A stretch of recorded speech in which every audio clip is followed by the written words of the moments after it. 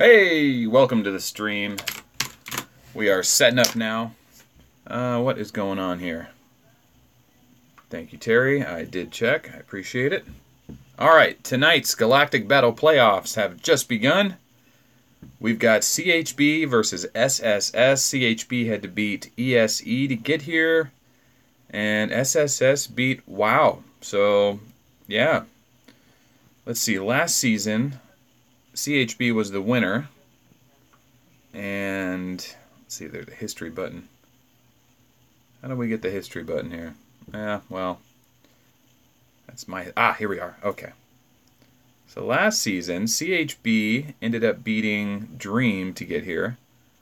And WoW lost to CHB in the finals. So this is a rematch of the Season 2 finals. And WoW did not... oh, wait a minute. What am I thinking? Is that right? Let me double check that. No. They're playing SSS tonight. WoW is already out. So SSS looks like they got knocked out by CHB last time. Okay, so SSS versus CHB in a repeat from Season 2. That was the round of 8 then. This is the round of 4. And we are going live.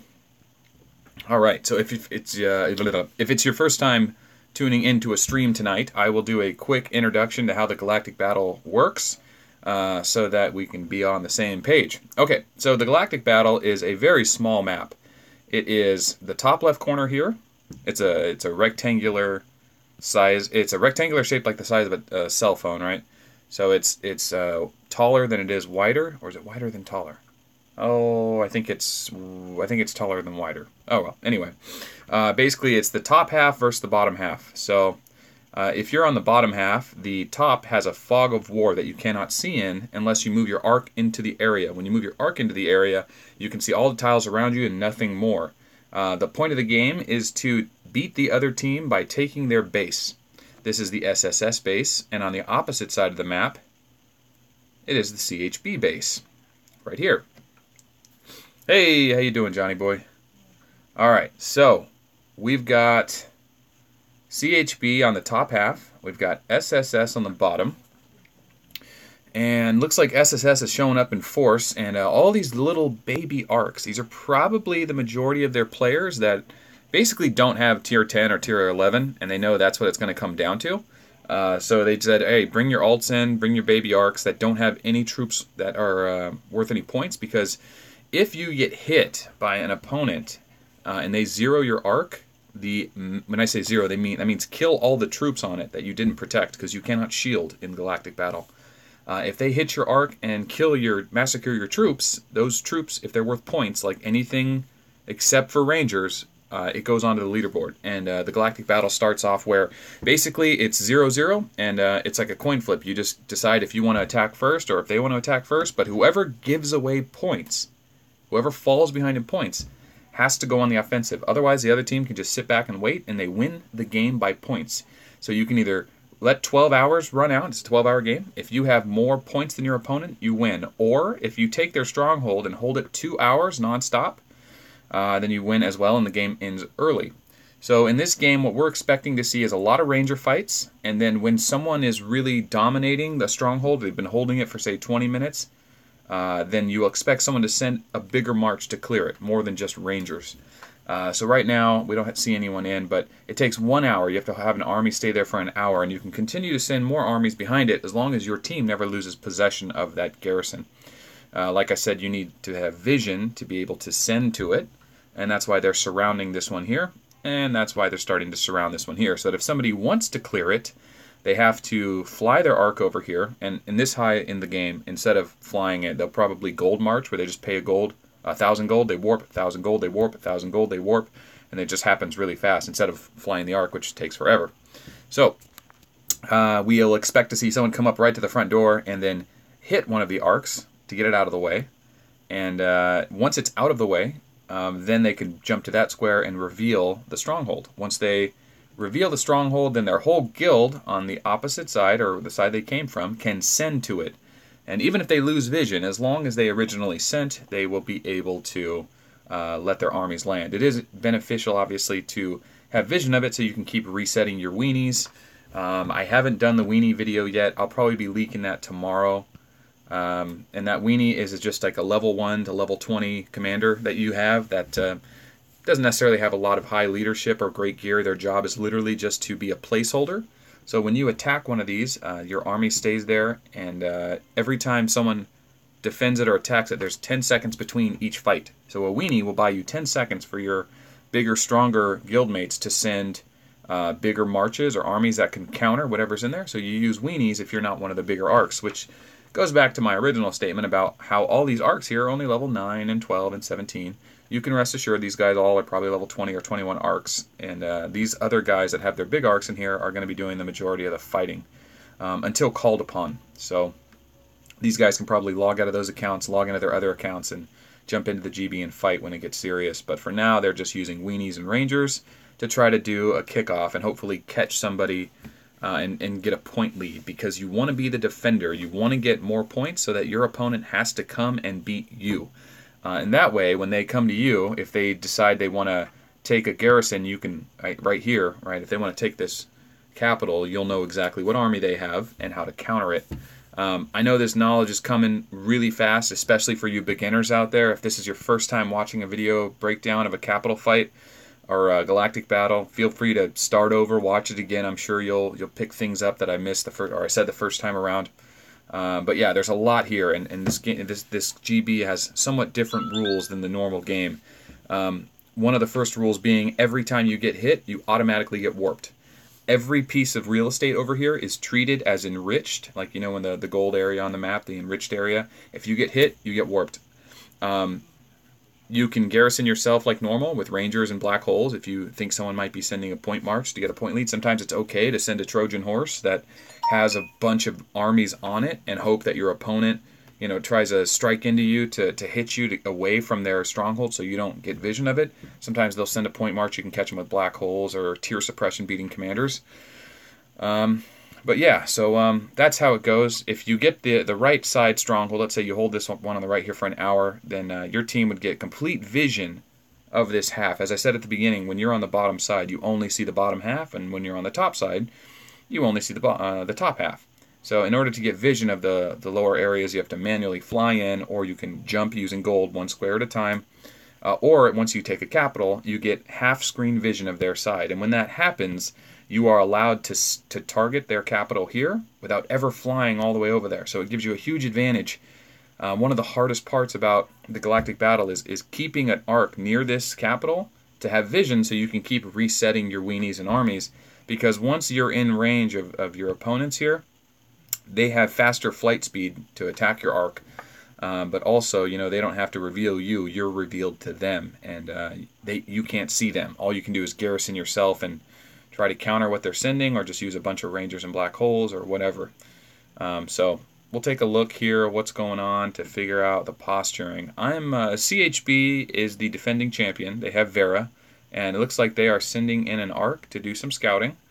And this might be a Trojan horse here, and it looks like they're going to try and clear vision. You can guess that they're playing on PC and they have vision of the other arcs. You know, they know what's here. And man, this is really laggy. There's so many arcs. This is really weird. But we'll get through it. So anyway, CHB has opted to get vision first. So they probably garrisoned a bunch of rangers on this guy, just so they're not giving up any points. And CHB has a history of giving away points early on. So hopefully they don't make that same mistake this time. And SSS is a really well-organized team. You could think of them as like a giant wolf pack or a pack of coyotes. They work together. They have some kind of hierarchy and a lot of teamwork. And CHB, on the other hand, is obviously very well-organized, but we don't see the same amount of participation from their guild. Not to say that it's not there. They could simply just be being told, like, stay out of it, stay out of this, and let us handle it, and you'll reap the rewards. If we need you, we'll call you in. But they have Vera, the biggest spender in the game, and he has an 850k golem, and I'm sure we'll be seeing him tonight. Actually, I'm not sure we'll be seeing him tonight, because they won the Galactic Battle Finals without ever having to, break a sweat last season. We did see Vera's tier 11 and golem last week, so it's possible we'll be seeing him again. But if I double check that here, let me see that. Did I just see that Vera is not here yet? let's see. We've got some familiar faces. We've got Adon, and I'm assuming Waterfalling is somewhere. I haven't seen him. So what do we got? We got a 51 million, 28 million, 74. What? 7 million. He's a little guy. Okay. And a 19 million. So yeah, we don't see Waterfalling and Vera. So SSS may catch CHB making a mistake here. But anyway, we expect to see Rangers until someone gives points, and then once someone gives points, they decide if they want to jump around and start massacring to get the point lead back, or if they want to just attack strongholds and send small tier armies and try to bait in a bigger march that they can countermarch. But that's the gist of the GB. It's 12 hours long. Once your troops get hurt in the GB, you heal for free, but it takes time, so if you have speed ups, that helps speed them up quicker. If you're going to enter the GB, make sure you have plenty of Rangers and a meat shield so that you can take a few big hits, because Rangers don't give away points. And for you lower level players, I wouldn't worry too much about the meat shield. Not a lot of people are going to be gold jumping around at low levels. Yeah, so higher tier troops are worth more points. And once you leave the galactic battle, you can't come back for a half hour, which is fine. It takes an hour to take a stronghold and 2 hours to take a capital. So if you leave, you'll still have time to come back to keep fighting before the stronghold is taken down. So anyway, that ends the 14-minute introduction to the Galactic Battle tutorial I wanted to put at the front of this. Normally I do short videos for things like this, but yeah, I kind of got sidetracked. So yeah, hope you enjoyed it, and let's get on with the live stream. So thank you everyone for joining in. I look forward to seeing what these guys have to put on the table for us. Tier 11 just came out last week, and we got a taste of it within 24 hours of that patch coming out. And obviously with Vera busting out 1,000 of them, I'm sure since then other people have caught up, including SSS, knowing that they've come this far. Now it's time to get serious and maybe give them a fight. The problem is the rewards for this are really not worth it. It's all about just pride and glory to say you won, you know. What do we have here? Someone's attacking someone. Okay. Looks like they got vision of that somehow. The map doesn't do very well. I mean, look at, you see there's something there. It's scanning something, but it's pretty laggy. Sometimes we don't see arcs that are actually there, but we'll try and keep an eye on it. Yeah, that was that CHB arc. Oh, it's a baby. All right, let's check the replay, see if anything's landing. Oh, geez. Okay, so we've already missed some. All right, and every time it's a Ranger replay, you got to give me 10 push-ups. That's the deal. But not on these ones. The first ones don't count. We don't. That's only if we get hornswaggled. But I think these guys are going to keep it honest. Of course, the first replay is Rangers. If you share a replay, make sure you win the replay. Otherwise, if you share it and you lose, your opponent gets all the medals. So now we get to give a medal. How many battles are left? 1, 2, 3, 4. Okay, so we only have 3 battles left, so we got to go for 30,000.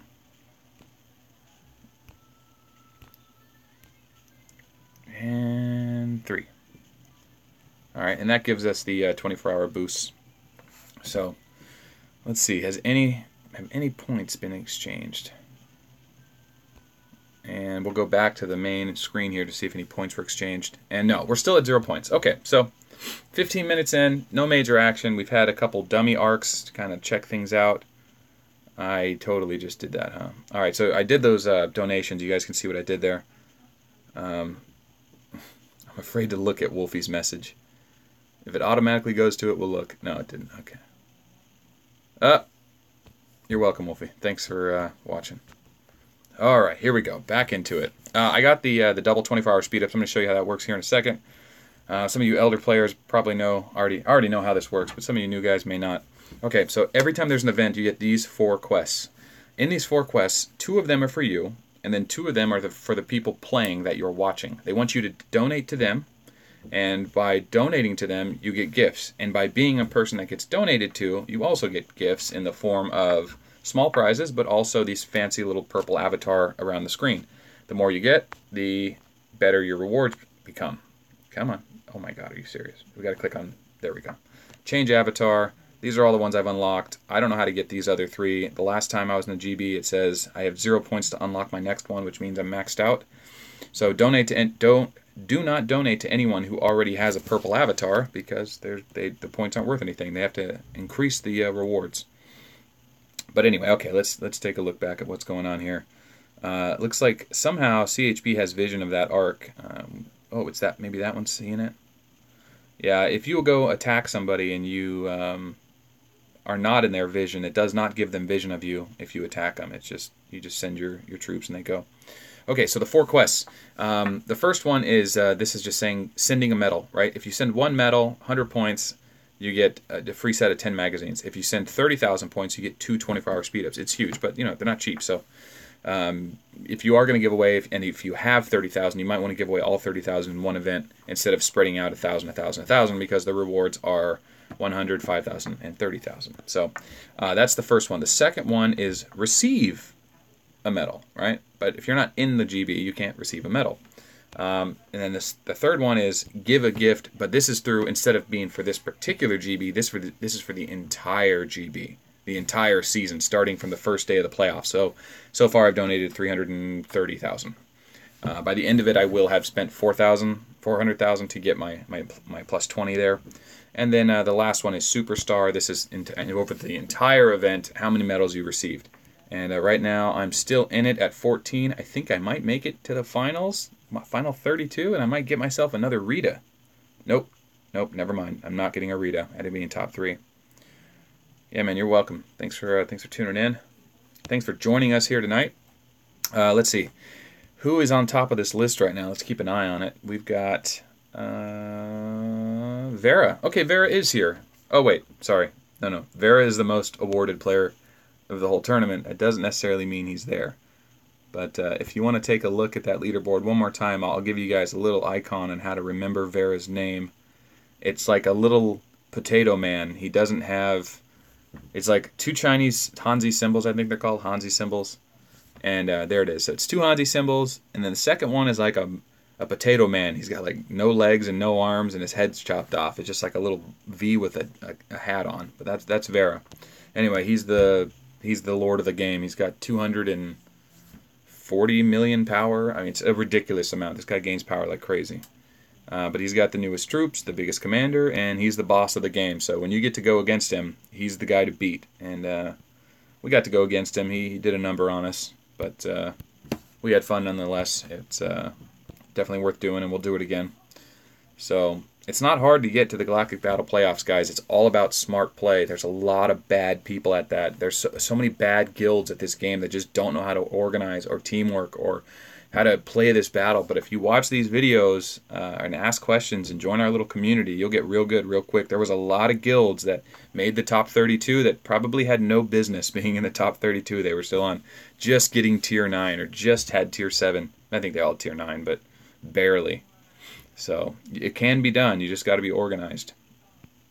All right, so what do we have? We've got vision from this guy and a little bit of back and forth going on here between the baby arcs. These guys are their pawns. Normally you don't see pawn fights like this. These guys are meant to be spotters. The reason you're not seeing anyone attack up into that ship there is because there is a line, a fog of war, right? Where is that fog of war? 1, 2, 3, 4, 5, 6. So it's 3 up. There's a fog of war right here. So this CHB can see this tile. SSS cannot. SSS can only see these tiles. So that's why this guy's not being attacked. Oh, he's gone. We lose him? We lost him. All right. Well, anyway, you can also use the actual warp drives on your ships. You know, the ones that just make you auto-warp somewhere random. That works in here as well. Which sometimes is if you know you're getting attacked and you can't stop them, just hit your auto-warp and it'll pop you to a different part of the map on this little tiny little world here. Ah, you like the Butt Shadow Breakdown? I know, man. She's a great commander. I think, like I said, I think we're going to start seeing more of her because of that tier suppression beating skill and her guaranteed hit skill. She's no slouch, man. She's not as strong as Chief for damage, but Chief's not as strong as Golem. She's I don't know. She's got more versatility and utility. If you're not the boss of your server, then it's cool playing a commander that can beat tier suppression because it sucks going with your tier 7, up against anyone with tier 9. It's just you're not going to trade well. So these new tier suppression beating commanders are fun to play, and that's Rock, that's Bullet, that's Blader, that's Moonshadow, and Maruko. So if you don't know about those guys, check my other videos. Tier suppression is a bastard to try to beat with regular high tier troops when you're under tier. So you can use Rangers and level 1 units to use that skill to break them down. It's a bit of a dice roll, a bit of a gamble, but it's fun. It's fun. You don't really risk anything except a dead commander. So it'll help you to mess with those big guys that take a capital with just 1 unit per slot. You can tier suppression beat those guys. You can use a anti-tier suppression march, and it's a lot of fun, and really punishes them because no one likes losing tier 9. It is super expensive to heal. So alright, what have we done? CHB and SSS need to clear a path to put a unit in a stronghold, or someone needs to start jumping around and zeroing the other person. And we got strong winds overnight creating extreme fire. You see that? I live in Los Angeles, outside of Los Angeles, so everything's on fire. Everything's burning down everywhere. But we'll be alright. They're not going to interrupt our stream, and that's all that matters. That's all that matters. That's it. It's the only thing. Alright. Let's see if we've got anything of interest. We still don't have eyes on Vera. I guess we can jump into the replays. And SSS. Who do we know from SSS? We got to pick an underdog hero. Let's see. Let's watch replay number 2. Yeah. So that was probably what he had garrisoned on his arc, because the first troop slot is dead. But it was still there, so it must have been an arc garrison, since we haven't seen any stronghold fights. Hey, I recognize that. That's Mia, and that is Mandalore. Is that you, Mandalore? I see that cropping. I recognize your cropping. Did Will Smith get evacuated? My mom lives out there. My mom lives like right in the heart of it. And they've got all their stuff packed up, and they're telling me that they might come out here tonight. But we'll see. You'll see on my phone. I'll keep checking every once in a while to make sure. Okay, cool. Yeah, because I have notifications turned off. Alright, where were we at? Was that Dead Wolf there? I think that was Dead Wolf. Let's go to that one. Replay number 4. We haven't even seen anyone's big commanders yet. They've all been babies. Oh, there's a 12K. The X. Do you get when you receive the deluxe arc, super arc, etc. gifts? What do you get when you receive them? When someone gives them to you, you get the avatars for your name, the borders around your screen, so that when you type in world chat and guild chat, instead of just being the generic silver or blue, see how the square around his is gray with blue. Same with his, gray with blue. And Christmas came early today. We zeroed our opposing guild and the guild master, and then took their fort down. So we are celebrating Christmas come early. So our tree now has lights. We'll put that out there so you can see what I mean. And you'll see around my name it's purple. So yeah. Yeah, one of my wife's friends lived over there too, and she keeps driving around all around LA, just taking pictures from different vantage points and saying, "This is so-and-so from this view." And it's just like, yeah, it's a fire, man. We get serious earthquakes and serious fires. Do I think they're going to release a new haul? They haven't released... Okay, so there is potential for them to release a new haul. I don't think they're going to do it on Christmas.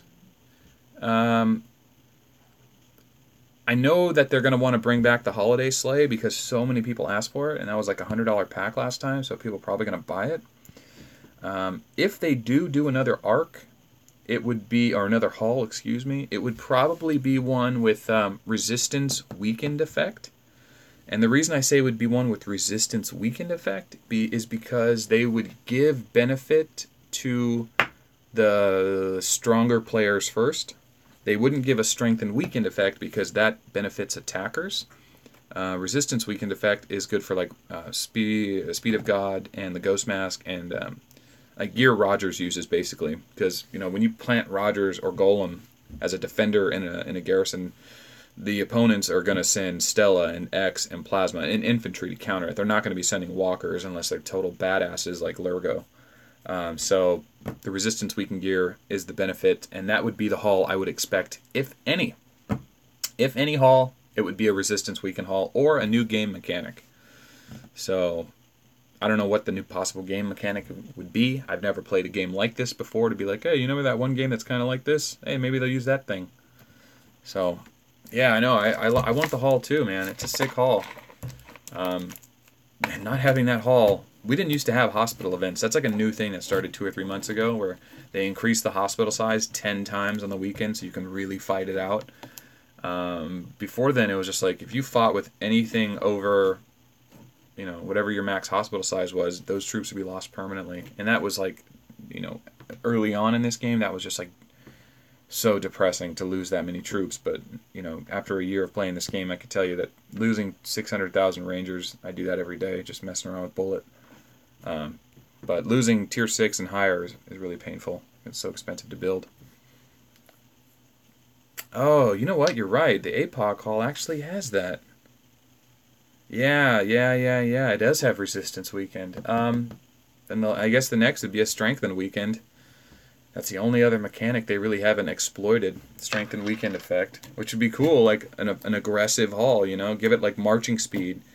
Give it, strengthened weekend, marching speed. Give it accuracy. Give it dodge.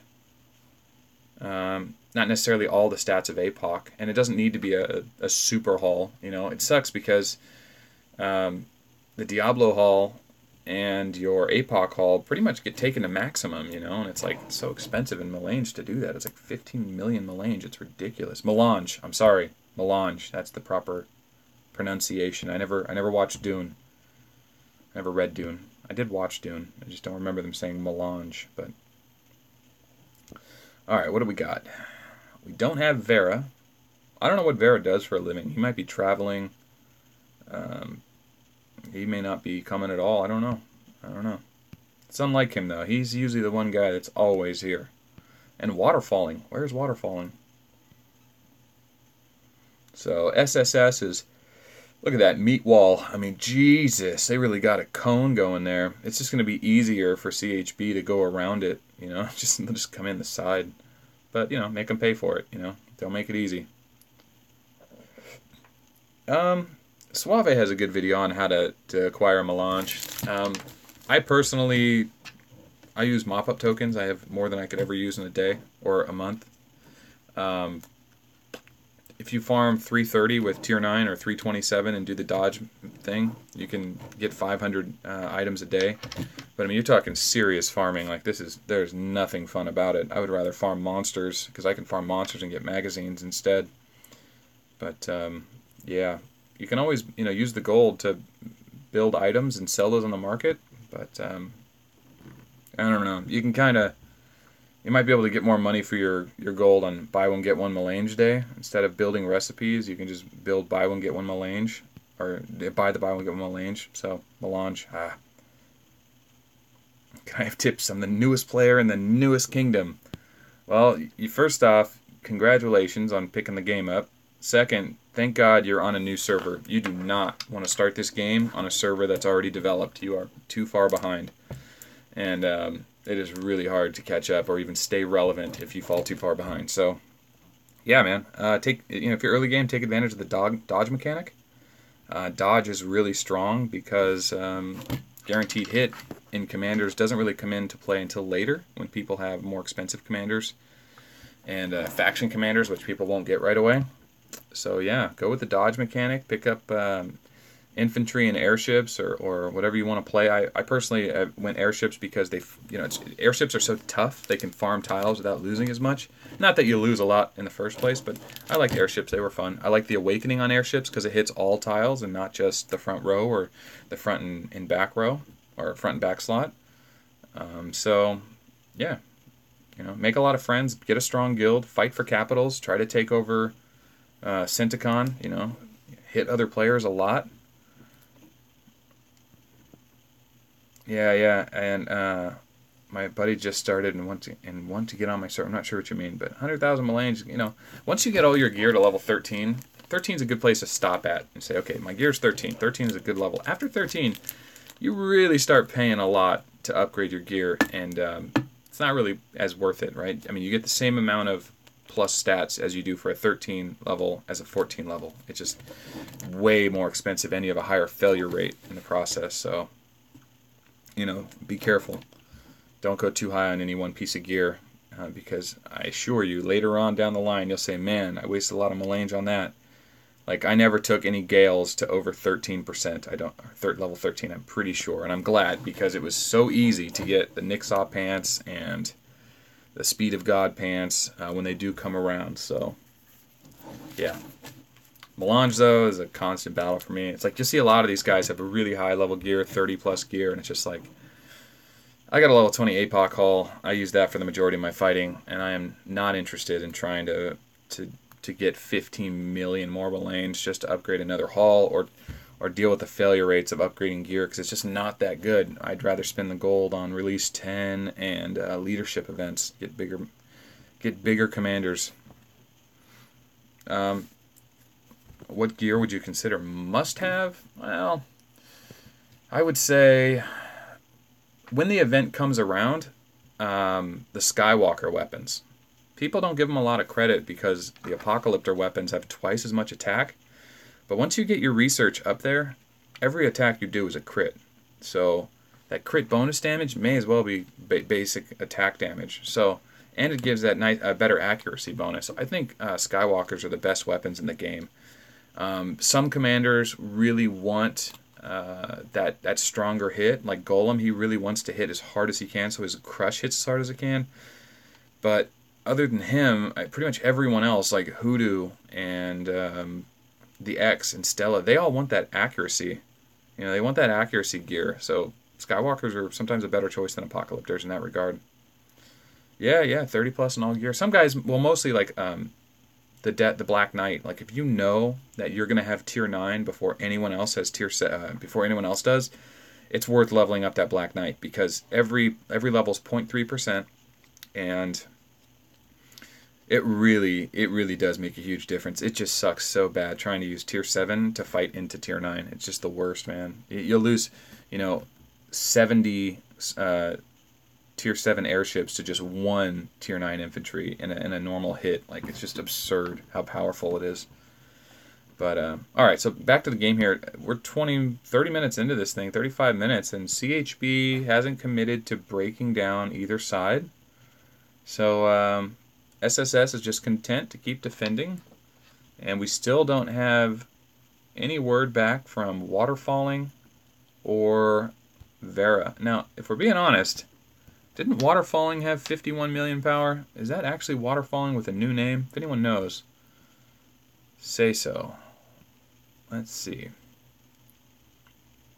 But yeah, I mean, talking about gear and what to spend gold on. Dude, spend gold getting your commander leveled up and getting really high leadership, because when you hit somebody, you want to take as much as you can, and you want to take as many of their troops along the way. I'm not a big fan of zeroing people unless they really deserve it, and there are a few people in your server, maybe not now, maybe you've picked a few fights with them, but as they get bigger, you will find a reason to want to zero them, to just get them out of the game. They're trying to zero your teammates, they're constantly hitting tiles. Here's a good one from earlier today. It looks like we're still just seeing CHB try to break that wall down. So I'll show you guys a cool one. We'll jump in here. Look at this. Nope. Oh, man. Is it saved? Oh, there it is. That was the former server lord. We waged war on the capital today, or on their fort base today, and I hit him along the way. I'm sure he was not happy about that. That was a nasty hit. 420 tier 10 airships. Oof. Dankwas Ray. Alright, still 0-0. 40 minutes in. If you're asking what is this is the Galactic Battle Playoffs for Ark of War. We're in Season 3. This is the round of 4. The defending champions are going against the Usurpers. And they are showing up in big numbers. Yeah, it was a lot of fun, man. One of the guys in our guild Well, actually, me and one of the other guys in our guild both were a part of other guilds that were destroyed when the server merged because we were dumb enough to take our guild fort to level 3. And it's been 6 months, but I had originally joined the enemy guild. I since changed back to the guild he went to, which was God. And I can't say God. See, now my video's flagged by YouTube as inappropriate. Thanks. Dang it. It's chaos. I gotta say chaos. Anyway, so I joined that guild, and we decided to finally wage war on the former guild. That took us all down, and today was that day. So, yeah, today was a good day. And it was one of our lead players' birthday, so happy birthday to Ahmed. Do I think NYC should have won their last Galactic? I didn't watch the tail end of it. I forget what happened. Did SSS like super rally back and just like take it from him, or did someone get zeroed? I kind of forgot. Someone mentioned it, and I was like, not so interested. I thought NYC was one of the most organized guilds back in the previous GBs and fights I'd seen, so I was surprised to see them lose. But you know, everyone at this point in the game thinks so much has changed in the last 6 months. So much has changed. So yeah, it looks like, oh, they're starting to break through now. Adon is pulling out the guns, and how is he only 20 million? That's crazy. Alright, so he's knocking people away. He's clearing up the wall. But, you know, every time they get hit, they can just warp and then move right back. And as long as they got plenty of gas, they can keep doing it over and over and over. And you see here, you can only get so much gas per hour. And then after that, you have to start paying gold to move around. You know, the thing about this game is it is an international game, right? Like, the servers are all shared on the whole on the whole planet. So on your server, you're going to get a good mix of Europeans and Asians and Americans and I would say Africans. I guess you can call them Middle East Africa, parts of Africa. But our guilds, my guilds have always had people represented from all different countries. So unfortunately, this game doesn't favor one language either. Luckily, most people either speak Chinese or English. So in my name, you'll see I use Chinese kanji characters so that the translator in the game, if someone sees, they can't read melt. It looks like Chinese to them, right? Like Chinese does to us. So I use the Hanzi symbols, and if you spell that out in the Google Translate, it says melting. And if they say melting, I know they're talking to me. And that seems to help a lot. And I've had a lot of good Chinese friends who never speak a lick of English in this game. And I've had Russian friends and Swedish friends.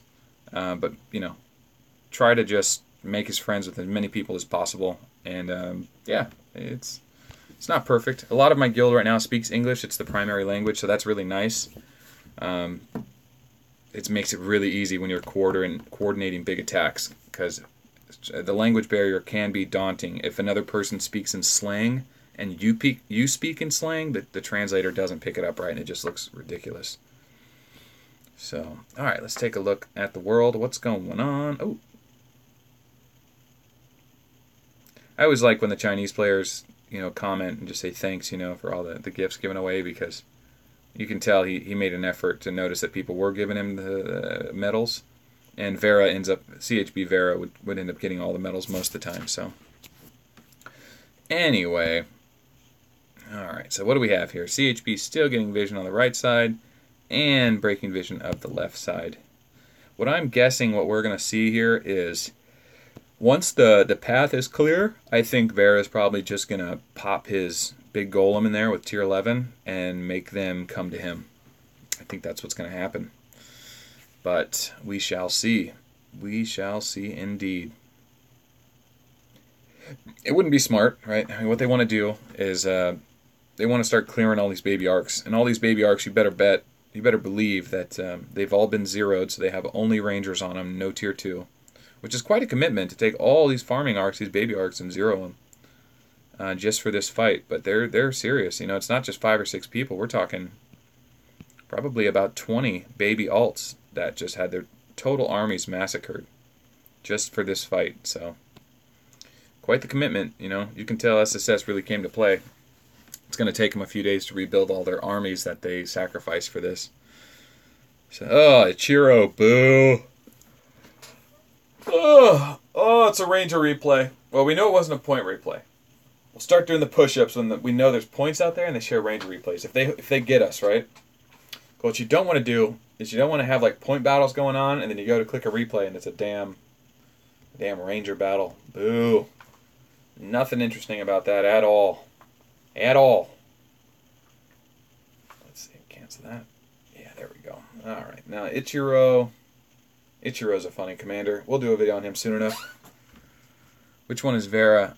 We don't have any Vera replays yet because he hasn't joined.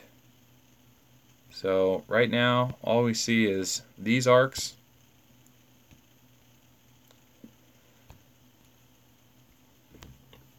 Man, I need some caffeine. I am tired all of a sudden. The lighting got a little darker in here, and I'm just like, oh man, getting a little too relaxed. Okay. What do we have? Well, SSS has built a frickin' wall, man. It's like Pacific Rim up in this. Look at this. They just got a whole wall here. And they have to have vision to send to it, so it's a neat strategy. I've never seen anyone this organized actually build a wall. And it looks like they've been hit, so their arcs are getting hit and they're moving back into place. What's the easiest way to increase power really fast? Level up all your commanders to the maximum level and upgrade your warp gate. You can gain a lot of power off commander levels. People call that fake power. Whatever. You got the commanders. Wait till Thursday to do it because there's a power gain event. So level up all your commanders. Figure out. I mean, you probably don't have a lot of leadership in them. If you do, on the leadership day, Monday, you should at least take them up to 450 to 600 leadership because the penalty for adding magazines isn't very high when it's still that low. And once you have some leadership on them, you can put some decent troops on them, and you can go to explore and just go to 330 and just explore and level up. Or if you can kill like 10 or 12 monsters, those level you up pretty fast too. 12 monster will take a level 1 to level 60 in one shot, but you've got to have tier 7 or tier 9 to do it. So otherwise you're going to lose troops. Even if you have really good gear and a really good hull. So you might just want to stick to explore. It takes a little longer, but it's worth it if you want power. And it's always good to score in your events. Every day you should be scoring in the top 32 of your events. You're not a newbie anymore.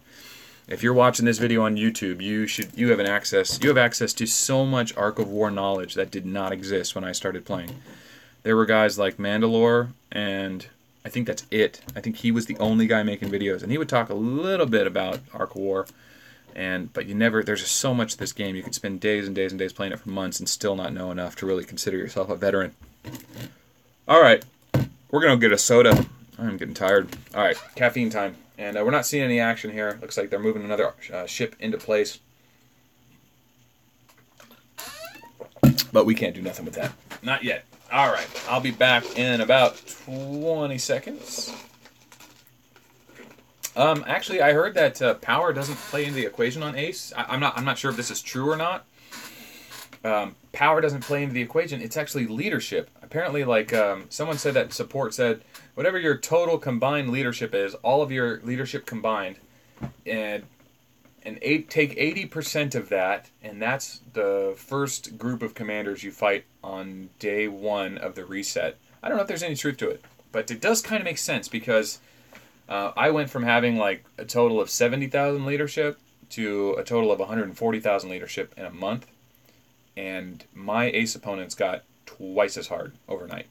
So, yeah, that definitely happened to me. My power didn't grow that much. But, yeah, I don't know. At lower levels, it might be different. I'll be right back.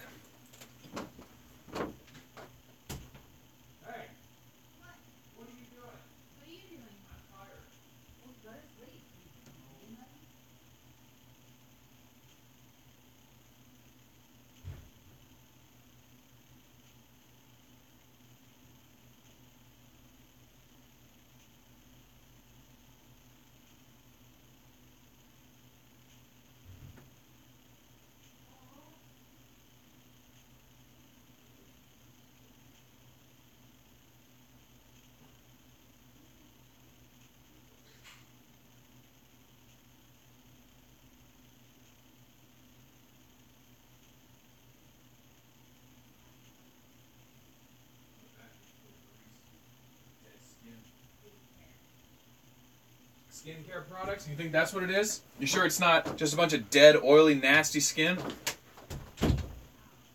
Wow. Okay, we are back. We have a caffeinated Coke product. I think so. Anyone know? Who owns Monster? Is it Coke?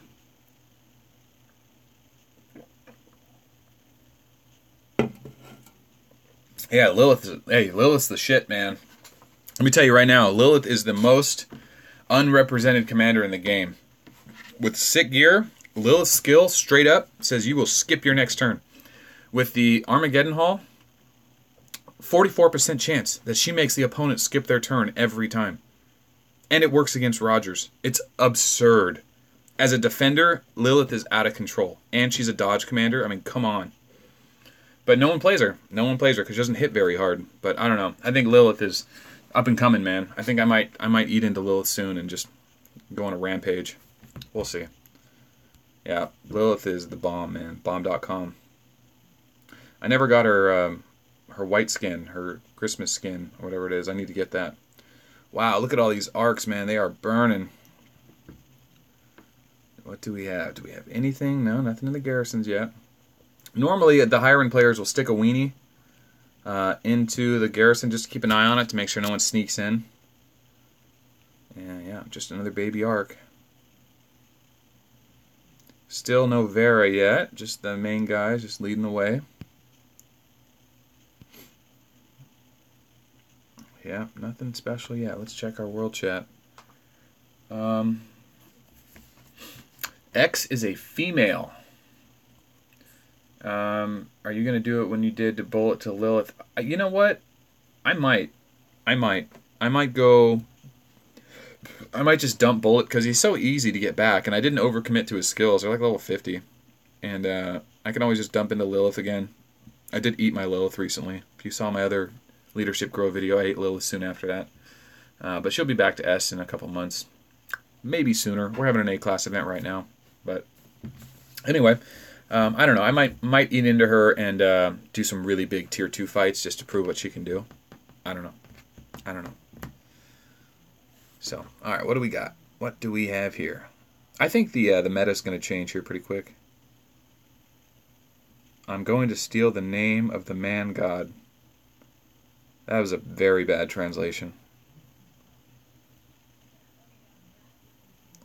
So who hacks here? Yeah, I don't think anyone's hacking here, man. When I first started watching this game, I thought people were super hacking and cheating. Like, there's just no way to get as big as they were and all this. And no, it turns out this is the real deal. This is some serious high-level entertainment. But, alright, let's jump out here real quick. We're going to jump into line and see what everyone's up to. Boom, boom, boom, boom, boom. Oh, boy. 149 messages. Yeah, the biggest player that we haven't seen yet is Vera. He's at 230, 240 million. Boom, boom, boom, boom, boom. Level monster, what troops? Yeah, no. I don't recommend Bullet for going after monsters. He is not good at that. He's not terrible at it either, but Stella's good at monsters. The X is pretty good too. Are you a big fan of Raiden? I gotta make a Raiden video coming up, man. And Raiden and Luna, they're very similar. It's a Melt AOW. Melt AOW online had me. But yeah, man, Raiden and Luna are such similar commanders, and they're just really not very impressive. But I was reading their skills, and I thought, there might be some potential here once you get to endgame. But I got to do a video on them soon enough. But they may be the worst commanders in the game. I was doing a video for another commander I'll be launching soon. And I was like, New Hall, never mind. I was like, this is the worst commander in the game. And I thought about it. I was like, I better not say that. I better double check and read through all the commanders no one ever talks about and actually see if that's true or not. And I decided that Raiden and Luna were probably the worst commanders in the game.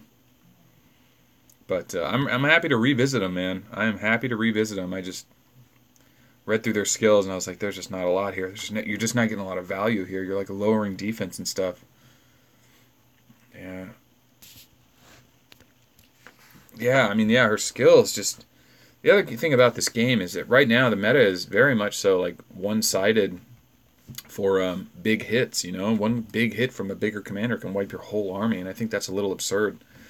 Like the awakening skills, I hit the front row, the back row, and all the rows. That needs to be, I mean, their damage needs to be nerfed like times 10. You know, it just does. Like, yeah, I could hit and soften them up. It does 10% of their total damage, but it's just way too much damage. Make it 1%. Just soften them up. Don't go too crazy with it. Yeah, I don't know. And they need to explain the mechanics a little better. It's almost like you have to like invest heavily into a hero and their skills to actually see how they really play out. But if they had like a nice way to break it down and say like this will do 33% more damage against, you know, this type of armor, and if you upgrade it, it'll do 34. That would be fantastic. That would be fantastic.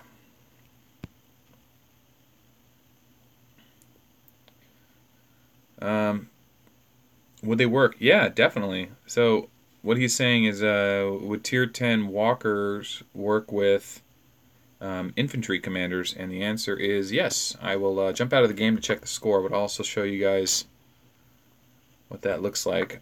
He's talking about tier 9 infantry is, see it's green there, it's infantry has its primary stat, but it also does airship, so you can use these troops with airship commanders and they'll trigger all the same skills. Granted, the gear and the research isn't going to be for airships, it's still going to be for infantry, so if you don't have it, it's not worth it. But like for Walker, for example, I don't have any Walker research, and I could use Walker with my infantry troops, or my infantry commanders, so like Plasma would hit even harder, or no, he wouldn't hit as hard, but he'd have more HP. And I was like, oh, that'd be great, you know, but my research is so bad with Walker, it's not even worth using them yet unless I'm using strength and weakened gear, which is why I have 3 of them. And then airships, just to do it, is airship Walker. So see a little blue up there in the top, yeah, the top left. So yeah, as opposed to normal troops, which are just air. It's so weird that this shows the rock, paper, scissors, and then this one just shows 2. Like, it's almost like they're maybe giving a nod that Walker does a lot better to airships than they want to admit, because Walker does do really well against airship at tier 9 and higher. It's not as bad as it used to be, like with tier 7. But I don't know. I've seen only a few replays from select players that build glass cannon type commanders that just dominate airships as Walker, and it's just like, oh my god, Lurgo. Lurgod, man. That's his name. Lurgod. I'm change his name. I can't keep saying GOD, man. I'm going to get 3... Every time I say GOD, it's considered offensive, and I get an email the next morning from YouTube saying something like, oh, your content may contain some offensive language. It's like, really? It's unsuitable for our advertisers? GOD is unsuitable for advertisers in America? Really? It's in our Constitution. Anyway. Yeah. YouTube's been pretty crazy lately. Whatever. I'm just glad I have a platform that doesn't charge me money. Somebody's got to do it, folks. You know, we got to do this together. Our little community. Oh, I want to try something before I forget. I am going to apologize in advance, because if this doesn't work, I kind of knew it wasn't going to work, but I just wanted to see if it would anyway. Here we go. We are hooking in an external mic, and this new external mic makes everything sound a little better. How is that? It should be quieter, a little deeper, and more clear, but when I was testing it, it had a lot of background noise. Let's see. But when I was testing it, it had a lot of background. Use that mic. Did you guys hear that? That coil whine, that zzz. But bummer. Yeah. Oh well.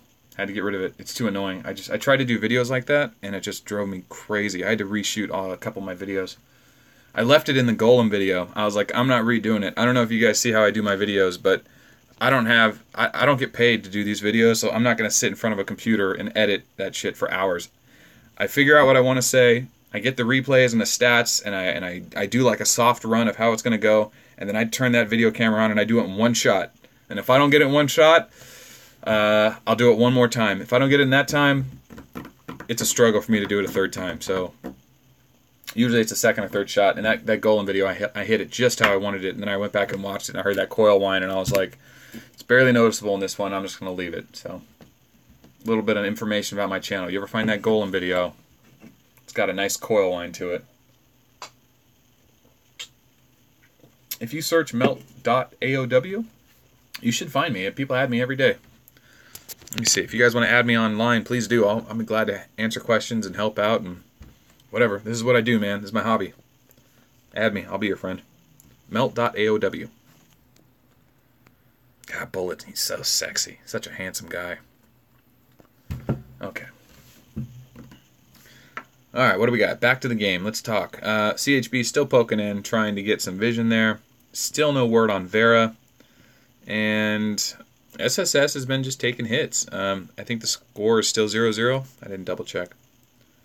That was gross, sorry. 35 spectators. How are tiles doing? We're not full. I usually keep my tiles, research or farming at 50% bonus all the time, but I figure I'll have to pull them soon, because usually when I do these live streams, someone jumps in to snipe my tiles. But now that I'm on Milkman's team, maybe that won't happen. I don't know. Don't forget, everyone, a public service announcement here. Go into your Guild Explorer and do this every day. There are so many great rewards. I swear I've already done this today. Why is it letting me do it again? Bent nail. Okay, I guess there was a reset. The rewards are so good for that. You gotta do those. Let's check our bullet. We might just do that right now. And I don't think your hull matters. Someone said that the thing confirms your hull doesn't matter. So we're going to go ahead and do that while we wait. Show you guys what I mean, explain why I do it this way. Normally I'm the guy doing 515 because it's the hardest one to do. And I got the tier, well, I don't know. There's better players to do it, but we always end up getting stuck there. So in this one, the killing drop is strong equipment and magazines, which sucks. Normally you get super equipment chests. But if you score high on the rankings, the rewards are really good. And it's free gold, man. This is a lot of gold. 2,000 for top score. But even if you're in the top 8, that's 600 free gold and an 8-hour speed up. Speed ups are hard to get, man. You got to farm monsters for those during special events to get speed up. So they're giving them away every day. You've got to get in here. You got to do these. I use tier 2 in the back because 1, it fills the slots, and 2, they hit just as hard, if not harder, than everything else against the hull or the ship of the enemy. Now, I am going to not, I'm not going to ignore slot 1. Slot 1, oh wait. Oh no, I quit the guild and rejoined. That's why it reset. Okay. Had a little fun today in a different guild attacking our enemies on the server, as I mentioned earlier. But yeah, they don't want me back in yet. So, alright, back into this. It's CHB versus SSS, and then tomorrow we have NYC versus UMC. Oh, NYC did win their game. Okay, I thought they lost. What happened? What's going on here? They went against CHI. I thought, yeah, CHI had the lead when I went to sleep. Anyway, okay. Into the game. 36 spectators. Wow, we got 21 in this channel and 36 on Champion TV. Wow. Should we put the live stream in the world chat? Let's put the live stream in the world chat. If anyone's in the world chat and you have a link to this, would you do me a solid and just copy and paste it into world chat? Oh, you know what? I got to do it like this. We got to pick our hero for this game. I mean, we can't choose Vera because he's the villain. Oh, let me make sure there's nothing special in here. Hey, there we go. I better not do that. Alright, let's try this one. I don't want to give away anyone's personal stuff or gear stuff. So we'll go into this one here. Hey, good morning. Good morning, good morning. I know, I forget, you know, it's such an international game. People from all over the world play this, so to me it's like, what, 9 o'clock at night? And other people are just waking up. I know Saudi Arabia, it's like 6, 7 in the morning right now. Maybe 8 in the morning. So they're just waking up. Come on, where's the link to my thing? Oh my lord. Aha! See if I can do this in one shot. Copy. Will that work? Let's see if that does anything. Hey, alright, it's working. Okay, here we go. Problem is, you can't copy the link directly from World Chat because it messes up on devices. So we'll do it like this once. Okay. And then we'll do it again, but we'll cut off all the extra bits so people can just copy the actual link. There we go. Oh, they're flagging me. Take it easy, take it easy. Hey, all right, Dragneel's in here, my man. You can't fight Vera. Is that TNT from our server? I don't know who that is. It might be the TNT from our server. There is a different TNT, though. I don't recognize him. Not that I'm any good at recognizing the Chinese characters, but... Alright, let's see the most recent replay. It's not going to be Rangers. It's not... Yeah, it is. It's going to be Rangers. It's got to be Rangers. Ooh. Blader with Rangers. Blader's a cool commander. Blader beats tier suppression with a 20% pounce skill, just like Ghost Cannon and Annihilator Ray. And he's a good airship commander because his 40% skill stacks, so he just keeps getting stronger and stronger and stronger. And everyone plays him as a an offensive commander, but I think he really excels as a middle-of-the-road commander, like you know, half offense, half defense gear. And so he can actually take a few hits, you know. If you know your Blader is going to be attacking into... If you have a 50k Blader and you know your opponent has a 300k Golem, it doesn't matter what commander you have at 50k, neither one is going to do shit to that Golem. So, I mean, it's like, yeah, maybe should you actually roll into Blader? Well, I mean, yeah. I mean, the only other way to counter someone that big, you know, is using a tier suppression march like Bullet or Rock or maybe Plasma to just equally explode up and try to trade points. But I like Blader. Blader's fun against everyone else, you know, and he'll fight golems against his same level and do pretty decent against them. But in a one-slot bus formation, not so much. Not so much. So, what do we got? Well, CHB has broken the line a little bit. I'm surprised this guy's still here. And it looks like probably what's going on is SSS is seeing these arcs, and they're calling 5-minute rallies. And when they call the 5-minute rallies, because they're attacking ships that troops that die or lose fights when they're attacking don't require gold to heal. Not that gold is a big point, big deal in this level of the GB, but you know, it's something to mention. You know, if you're playing and you have 20 guys on your side and you want to attack somebody and you guys do a rally, if all 20 of you lose because someone puts up a tier suppression march and no one kills it, then instead of having 20 commanders die and have, you know, 10,000 gold worth of healing for the whole guild, you know, they don't die at all. So that's nice. That's nice. Hey, Sick Call is making the donation rounds. Look at him go. Who did he donate to? Look, he didn't donate to the top guy. See, that's nice. He went down the list. He found a good one. Looks like he donated to... Man, he went down a ways. Did he go to the most recently shared one? I bet he did. Wasn't that one. Uh-oh, we got a new replay. What is this? What is this? You know what we need? We need a little bit of background music. We need background music. Man, let's go for Wild West Saloon.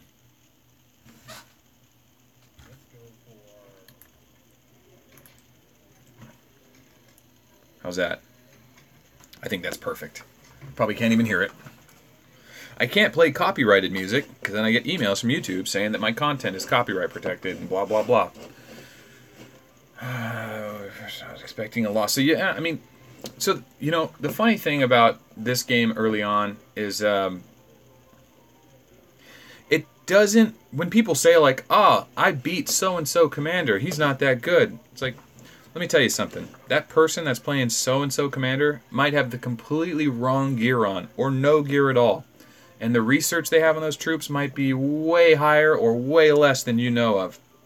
Because I can tell you that if someone is a level 21 and they have research for level 21 mastery, their troops will have 100% increased stats. So for every one troop, they basically have 2, compared to your level 20 stats, which are half of that, if you have max research.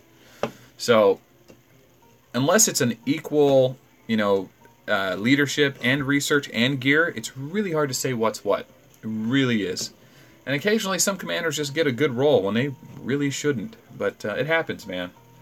So, if you're thinking that your Raiden beat Blader, You know, I'm glad, I'm happy for you. She's not totally useless, right? She has skills. The skills, I think one of them, it lowers your opponent's defense and it raises your defense, and if they hit you, it lowers their attack or something like it. There is a good mechanism there, but it's nothing that will one-shot a slot or solve the Rogers problem or stop Galileo from healing or guarantee a hit.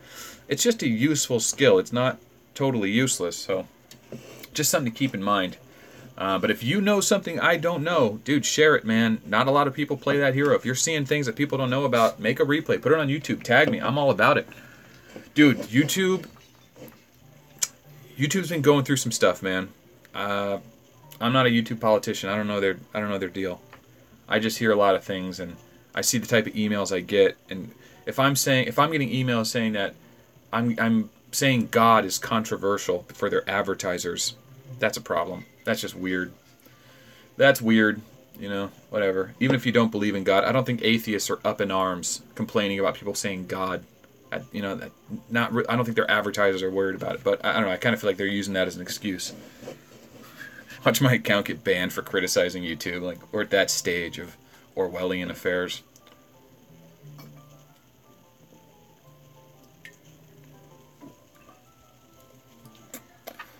Gork, I hear you, man. You know what? When you speak like that and you say things like, the worst thing about this game is, let me tell you something. I think you should just rephrase it. Hey, one of the worst things about this game that's recently been bothering me, because there's like 50 things I hate about this game. And there's probably like 50 things I really like about this game too. It is the worst game ever made in some regard. It is the most punishing and most damning. And it just hurts. It's just like, it's not a wholesome, fun little card game like Hearthstone. It's not a short little 5-minute PvP like Rocket League. It's not a 5-man team sport like MOBA, like League, you know? It's just, this is your arc. You have it every day. You log into it every day. Your guildmates are tied in money and invested with you in this thing all the way. I've been friends with these people for over a year. I make content on YouTube. My arc is a lot to me, right? I protect it all the time. It's always on my mind. It's a huge investment, right? It's like, I've never felt that way about any other game. Oh, here we go. We have a stronghold fight. But yeah, recently, I mean, the leadership thing, I mean, I can go on for days about how that's totally a huge problem, and also not a problem at all, you know? Yeah, I mean, there's a lot to it, you know? And a lot of guys that play this game, I know, oh, here we go. 14k Stella, and just hitting weenies. We've already talked about weenies. I'm going to drop the weenie video tomorrow. I made a video talking about weenies. It just, everyone needs to have a weenie. A commander under level 20 that just fights battles like this to take away first strike, and to just be a placeholder for taking capitals. I don't know if you guys fight for capitals on your server, but you should. Fight for capitals sooner than later. If you say, well, it makes me break my shield. Dude, trust me, by the time you've been playing this game for a year, you're going to break your shield 12 times a day in fights. I did 6 reshields today. That's what the gold is for. You know, you can't be unshielded on my server, so if you want to fight, you got to drop your shield. And it's so much fun, because otherwise you end up just hiding behind that shield all the time. It's just the worst thing ever.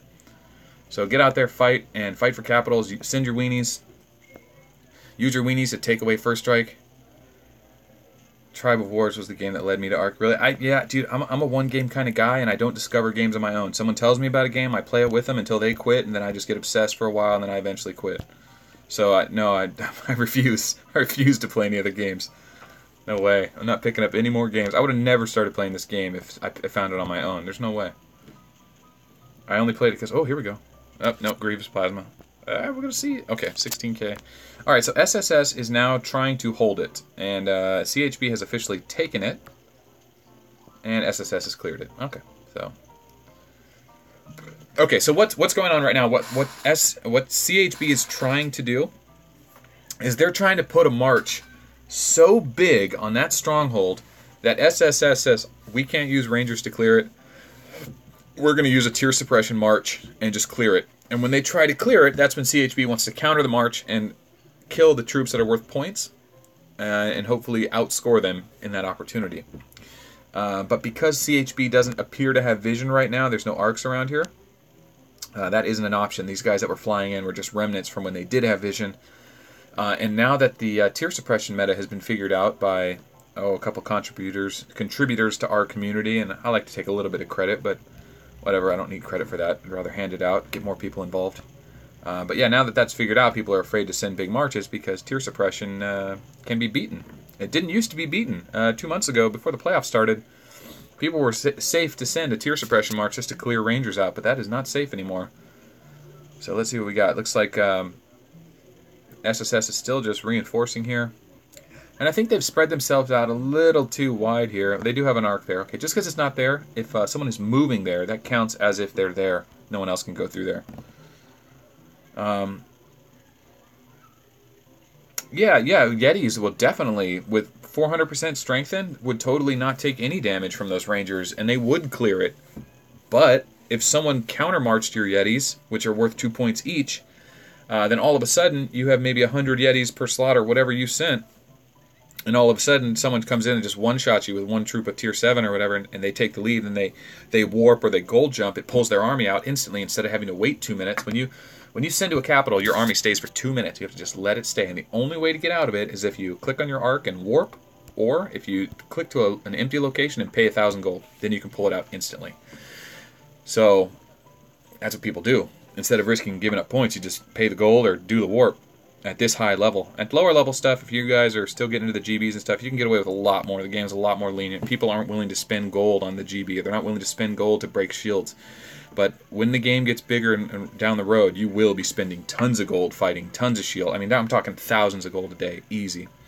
So, and the game gets a lot funner when you do that. It's a more expensive way to play it, but trust me, if you're not doing that now, if you're getting real stingy and efficient with your gold, which it's fine, just be stingy and efficient, right? That's how you get bigger, but sometimes it's worth it to just let loose and just go a little nuts one day, because everyone else on your server's probably playing real tight too. So if you start fighting for the capital and punishing the player that is the king of your server, you punish him 3 or 4 times in a row with just a bullet or rock or a tier suppression march, and make them shield and unshield and shield and unshield, they might just let you have it.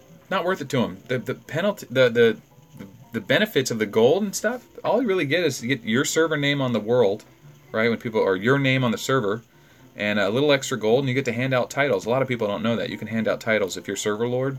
Most servers don't do that, but you can. But yeah, fight for your capital, man. You never know. You don't have to be the biggest, baddest dude to be server lord. You really don't.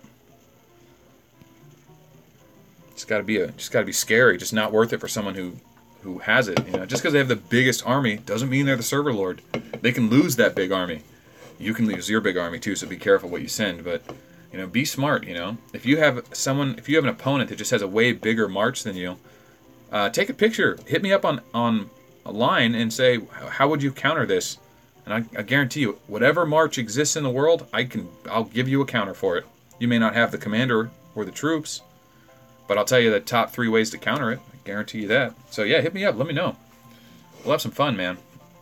It might cost you it might make you heal your commander a few times. But, you know, it's only a couple hundred gold at that level when you're under level 60, so it's not so bad.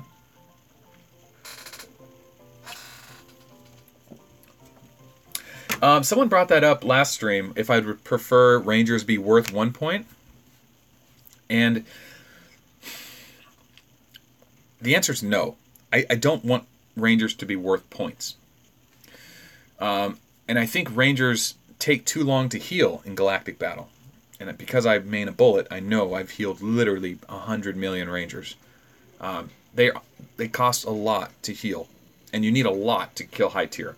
But I'll say that it's important that Rangers are worth 0, because that means everyone can come in. It doesn't matter if you have 50,000 power or 50 million power. Rangers are just as powerful for each player. I mean, now granted, research does matter, but not really. If you have a 10,000 commander versus a 1,000 commander, even if that 1,000 commander has twice the research and stuff, that 10,000 commander is still going to beat him eventually. Usually. For the most part, it's a fair playing field. Do I think that other troops should be worth points?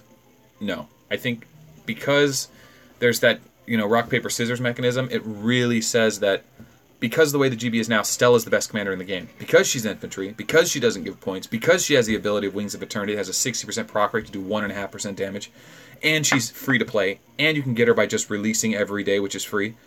She's the best commander of the game, hands down. And part of that's like, great, you know.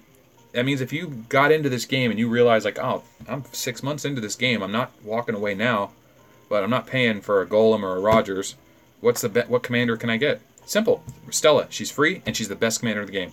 She doesn't give away points in galactic battle, so you can battle like crazy. Her Wings of Eternity is the best for PvE. It's the best for PvP. She can beat Rogers like no one else except Lilith. I mean, Stella's amazing. So, yeah, I mean, what I think they should do is they should make... You know, and I want to stop for that for a second. People don't give the devs a lot of credit. Everyone just wants to talk shit about what's wrong with the game. Oh, the game sucks because of this. The devs are greedy because of that. Listen, I agree with you. The devs do make a lot of mistakes. Yes, the translations are bad. The devs are greedy. They want to get paid. But they do a lot of things right. The game is constantly changing. They're constantly updating. They're constantly adding new content. They're doing a great job of that. I will give them credit for that. And the servers are pretty reliable. Right? I mean, how often do you log in and the servers are down on accident? Not often. So, yeah. Anyway, if Yetis were worth 0 points and Rangers were a little stronger, that would be cool. If Seagulls... I'm sorry. If Hummingbirds, the airship tier 1, was worth 4 food, or 3, whatever they want to do, maybe 5, and the stats on it scaled down so that 100 Rangers could fight out the equivalent of 100 airships and win, which they currently cannot. So 1,000 leadership Nekajiro versus 1,000 leadership Blader, with tier 1 both having their respective tier 1 Rangers versus Hummingbirds. Hummingbirds destroy them all day when they really shouldn't. But if they balanced that aspect out and made all tier 1 worth 0 points, that'd be fantastic. That'd be so much more fun for everyone. Yes, of course, the players with better gear and better research and better hulls would have an advantage, but they've earned it or paid for it or whatever. But it doesn't mean that your buddy that started the game a month after you, or anyone that's weak in your guild can't fight. They can still fight. It's worth 0 points. They know that the guy they're going against has a 50% stronger army, but that's okay. They can still get in there and trade and have a little fun. I'd like to see that happen. That's one of the things I hope to accomplish with this channel is getting an opinion of all the gamers that play this game and actually reaching out to 7 Pirates and saying, hey, we care about this game enough to tell you what we want from it. And a lot of people play their game and say, I want this because it would make the game better for me. It's like, what would make the game better for everyone, right? Realistically. Like, they want to keep more players. They want more players to play. They want to bring more players on. They want more players to stick around. What would help it? Making it accessible for all tier 1. Because right now, Rangers not being worth points, and Stella being the best commander of the game, it just makes sense to go infantry. You should just go infantry. There's going to be a nerf coming soon. I know it. Eventually, we'll force it. But, yeah. Hey, Camtree. Nice to see you here. Yeah. Tier 1 should be balanced, man. It should be 0 points. I'm glad that Rangers aren't worth points, because I don't think that was something they originally wanted to do. But yeah, I'm glad they did, because it definitely changes the way the game is played. And it lets people show you, like, hey, listen, if you want to really commit to this GB before you send your full army, I have a 50k something. So going into this GB, you don't know what your opponent has, but if they show you 50,000 Rangers in one slot, you'll go, my biggest commander is 7,000. I will never beat this guy if he puts his main army somewhere. And that gives you a fair warning to let you know what you're going into. And that's not necessarily true. 50,000 versus 7k depends on the matchup. Alright, what do we have here? We're still just rambling on, just ranting on about this game. Okay, we've got SSS still holding the line. CHB getting vision. And 300,000 power, that's an empty weenie. He doesn't have troops. Anything under 400k you can assume does not have anything but Rangers. And CHB is still going for it anyway. If too many people typed your ID wrong, it suspends the ID for 5 hours. Okay, I got you. I didn't know Line did that. Let's see. Still no word from Vera. Let's see.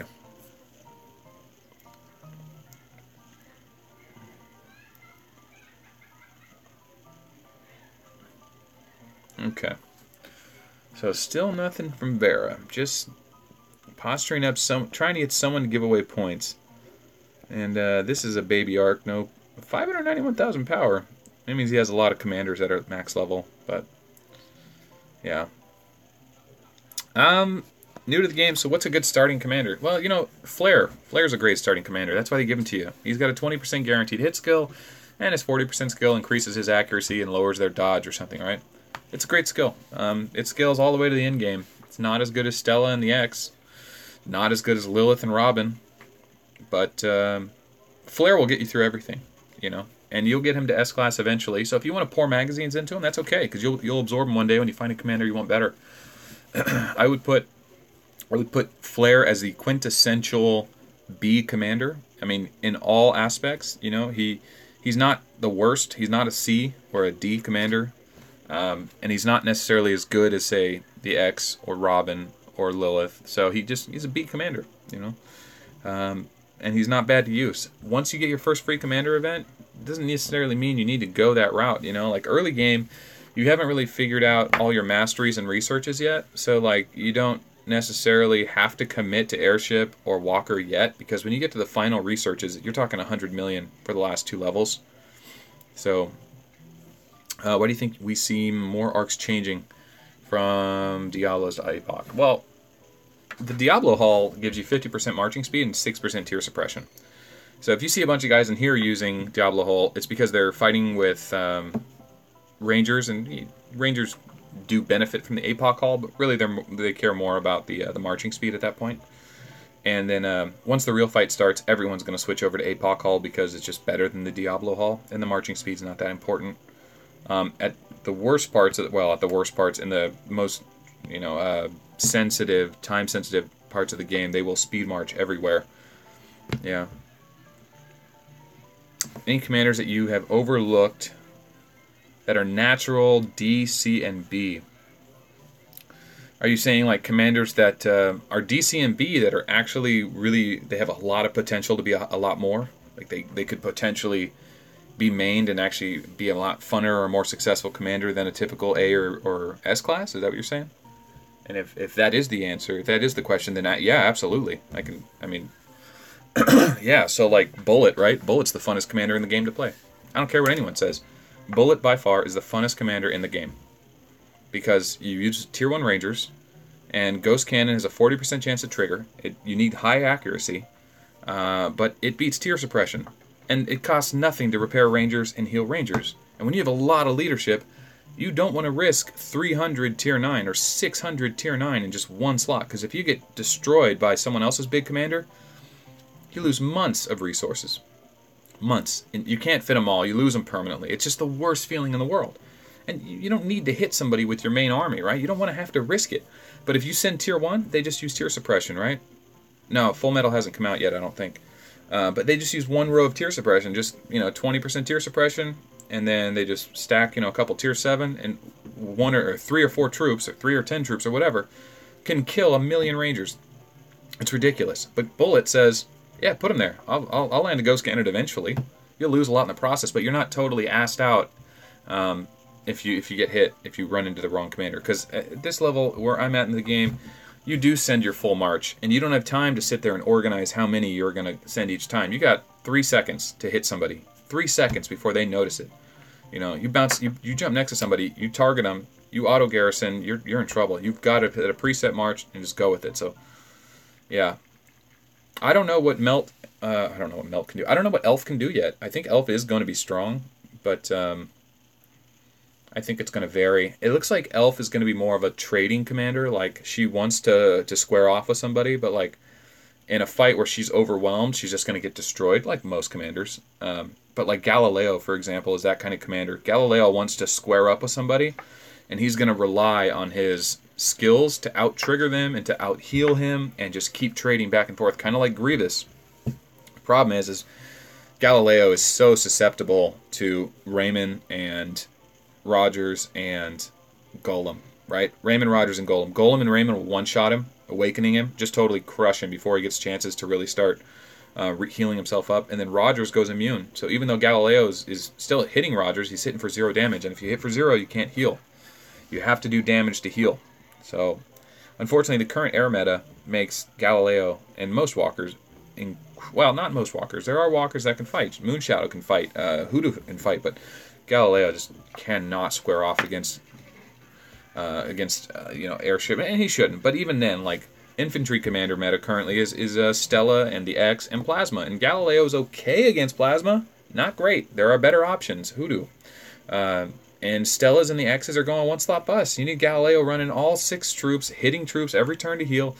Galileo's okay as like a standing boss commander if you know infantry's coming for you, but they're only going to be coming down slot 1. So Unfortunately, the Walker meta right now just isn't great for just sitting there and taking hits because they're so susceptible to air, and infantry doesn't fight like that. So I think Walker's the most balanced out and versatile of all the classes, but unfortunately, the way Stella and X work and the way Golem and Rogers work, Walker has great options, but just the opponents they're going against are doing tactics just differently than they need him to do. But big fights don't happen too much, so you don't really see a lot of big fights square off like that. Six full slots. You'll see it in Galactic Battle, though. You will see it in Galactic Battle. So hopefully we'll get some real action soon here. We're about an hour and a half into this. We really haven't seen much more than Ranger replays. All right, let's go watch this replay and we'll go check the score again. Oh man, my throat is killing me. Yeah, let's talk about King, man. King is overlooked. He's a free commander event.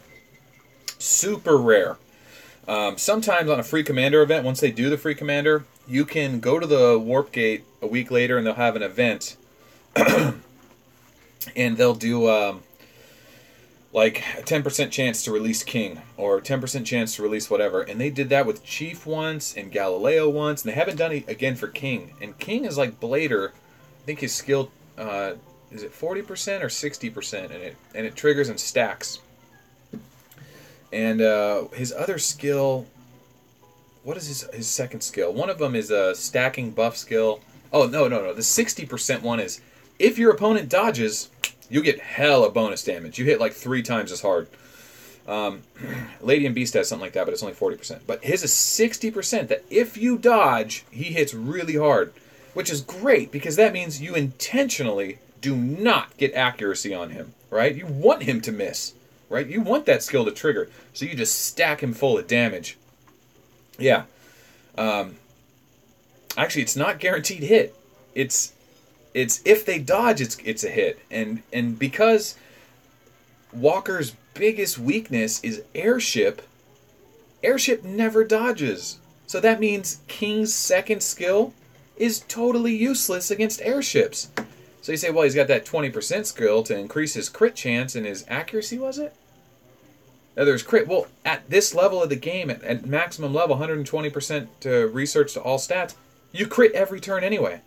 So King is totally useless against Golem and Rogers. Now, he's a straight-up boss when it comes to fighting infantry. But King doesn't have the versatility of Hoodoo or Stella or Golem or Rogers. And that's why, even though I really like King, I think he's a solid A-class commander, he just doesn't make sense in the current meta. They need to change his first skill. And his second skill is 60% chance instead of 40, which I think is great. But airships don't dodge, so he doesn't get a second skill, which sucks. So that's my thing on King, man. The very first season of the Galactic Battle, I think Vera or Blue Sky, same guy, I think, was using King with Tier 9. It was really cool looking. I had that was like one of my first Arc of War videos I ever made. I was so excited. I was like, wow, these are crazy ships. They have these lightning, or they have the laser coming out of the top of them. It was just so cool. How is he good if he misses every time? In order for his second skill to trigger, he has to miss. So if he doesn't miss, the second skill doesn't trigger. He doesn't get that bonus damage. He does like 4 times base damage if he misses. So basically he's useless against airship commanders. Robin's skills read really well. Chain says that the target will lose the ability to activate their skills, but they still attack. Well, Rogers is the main problem for everyone. And Robin is great in, you would think, stopping Rogers from triggering his skills or his skill being affected by him. But I remember running the test with him and realizing that Robin doesn't actually stop him enough. And Rogers still gets the skill stacks high enough that it doesn't matter. But Lilith completely makes him skip his turn. And that seems to be really good. And Robin's a free commander. You know, you want the free commanders to be good because some of them really are, Galileo and Chief, and you think they're really good. But Robin just was a kind of a letdown. He needs to rework And as I launch these commander breakdown videos, I'm going to start proposing what the devs can do to balance them. And hopefully they start listening, man. It'd be really cool if the devs started actually getting involved with the community, because it sucks that right now, like, the top 8, the current top 8 is literally like, I have a video for this coming out. I'll probably do it this weekend. It's, right, so it's Plasma and Stella, because Stella, one slot bust queen. She just destroys any army over and over and over, and you got to pay to heal her, but you're not going to lose troops, and you're going to bust through their top slot. Plasma trades better than anyone else in a fight. As long as they've got 3 or more slots filled, you just send less with Plasma. He'll lose, but he'll always take more troops, and when the troops are really expensive, it's worth doing. And then for airships, you got Golem, because he one-shot glass cannons everything, because Crush hits so hard. It does, but not that well. Not that well, because it's only a 40% skill against Plasma's skill. But yeah, Golem one slot crushing everything. His Awakening's hard, hits so hard because he goes all damage gear, so he can one-shot whole armies on accident sometimes. And then Rogers, he goes immune, right? He's the boss to beat. You got to find a way to beat Rogers, because if he gets to trigger 4 skills in a row and he didn't lose a complete slot yet, you're not going to beat Rogers. Even though he only hits for a tenth of what everyone else hits for, he hits like a little girl. He just keeps surviving each round. He's a massive turtle. And then Walker is real simple. You know, Walker comes down to Hoodoo. Hoodoo's a straight beast, man. If Hoodoo blows up one slot, every slot gets hit for whatever the HP was. He's a monster. You get the craziest replays out of Hoodoo, but you got to have high damage, high accuracy. And he's great in the one slot bust formation, so you don't risk a lot of troops. And then the other Walker commanders, it's kind of a toss-up. I think Moonshadow, right? She has a guaranteed hit, and she has a 20% tier suppression killer. I think it's fantastic. She doesn't hit as hard as Chief. She doesn't heal or have the defensive potential of Galileo, but I think she has more versatility in the late game, that she can square off against really big infantry commanders and airship commanders, and she can beat tier suppression. So I say Hoodoo and Moonshadow are top 2. King and Galileo and Chief are in the equation, but not necessarily the best. Rock beats tier suppression. He's in that conversation. There's 6 great Walker commanders, and then for airship, there's really only 2, 3 if you want to say Blader, just because of his tier suppression beating skill. And then for infantry, I say there's a solid 3, right? Plasma, Stella, and Bullet. The only reason you're going to go with X is because you can't get Stella, because you chose the wrong faction. But you'll eat the X into Stella one day, because Stella's skill is 60% chance to trigger. The X's is 40, and the X's skill does 1% damage on the next trigger, and Stella's does 1.5%. So she does it more often and she hits harder. So Stella's just the better all around. Okay. Yeah. NB55. He's like the first free commander that came out. He's terrible. He can really soften up somebody's defense, which is great against airships, but you don't want to be going Walker versus airship, and he doesn't have any real benefits against infantry. NB55 is a bit of a letdown, but man, he's cool looking, right?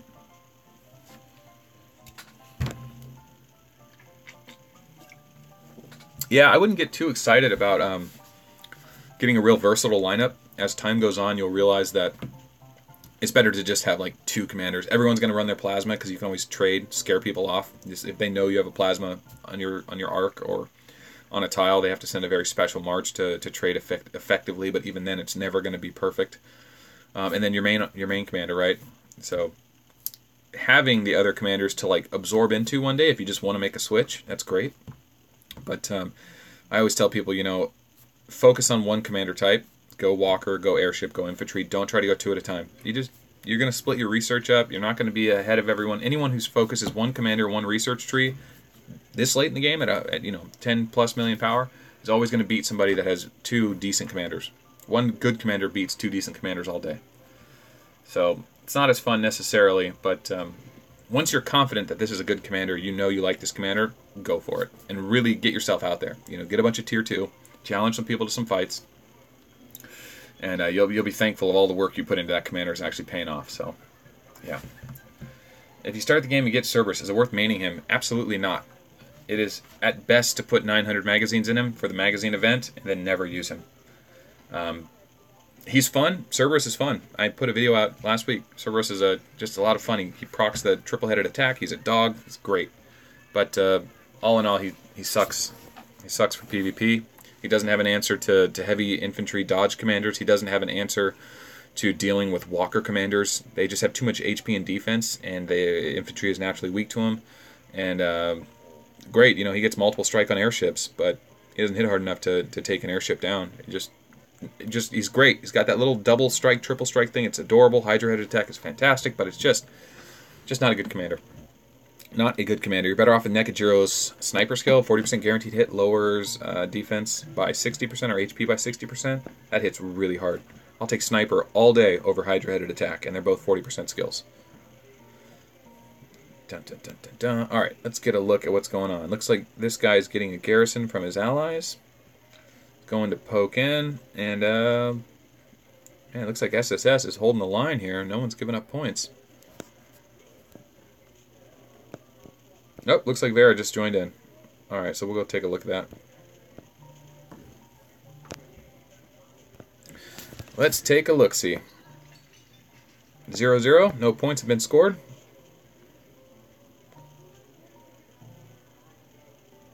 Is it guaranteed to hit if all 5 hit? I was under the impression that when gems strike, it only affects the strike of the gem. But even then, it's a 20% chance. You know, you don't want to roll the dice on a 20% chance. It's a good thing to know if it is true, but I don't think it's necessarily true, because I know that if you hit Gemini and Ghost Cannon, it doesn't mean Ghost Cannon's going to hit. So do yourself a solid. SSS brought in all their main commander ships that aren't strong enough to beat the top 5 in CHB. They just brought in their alts, baby arcs, with no points on them, so they don't get massacred for points. So these guys are all probably level 20, level 21 ships, but their mains aren't big enough to compete with CHB's mains, so they're just using them here as defensive arcs. Really high-end strategy. Alright, so let's find Vera. Vera is not here yet. I heard Vera is here, so 28 million. Yeah, Vicious was just saying 230 million. Maybe I read that wrong. I'd be real embarrassed if I read that wrong.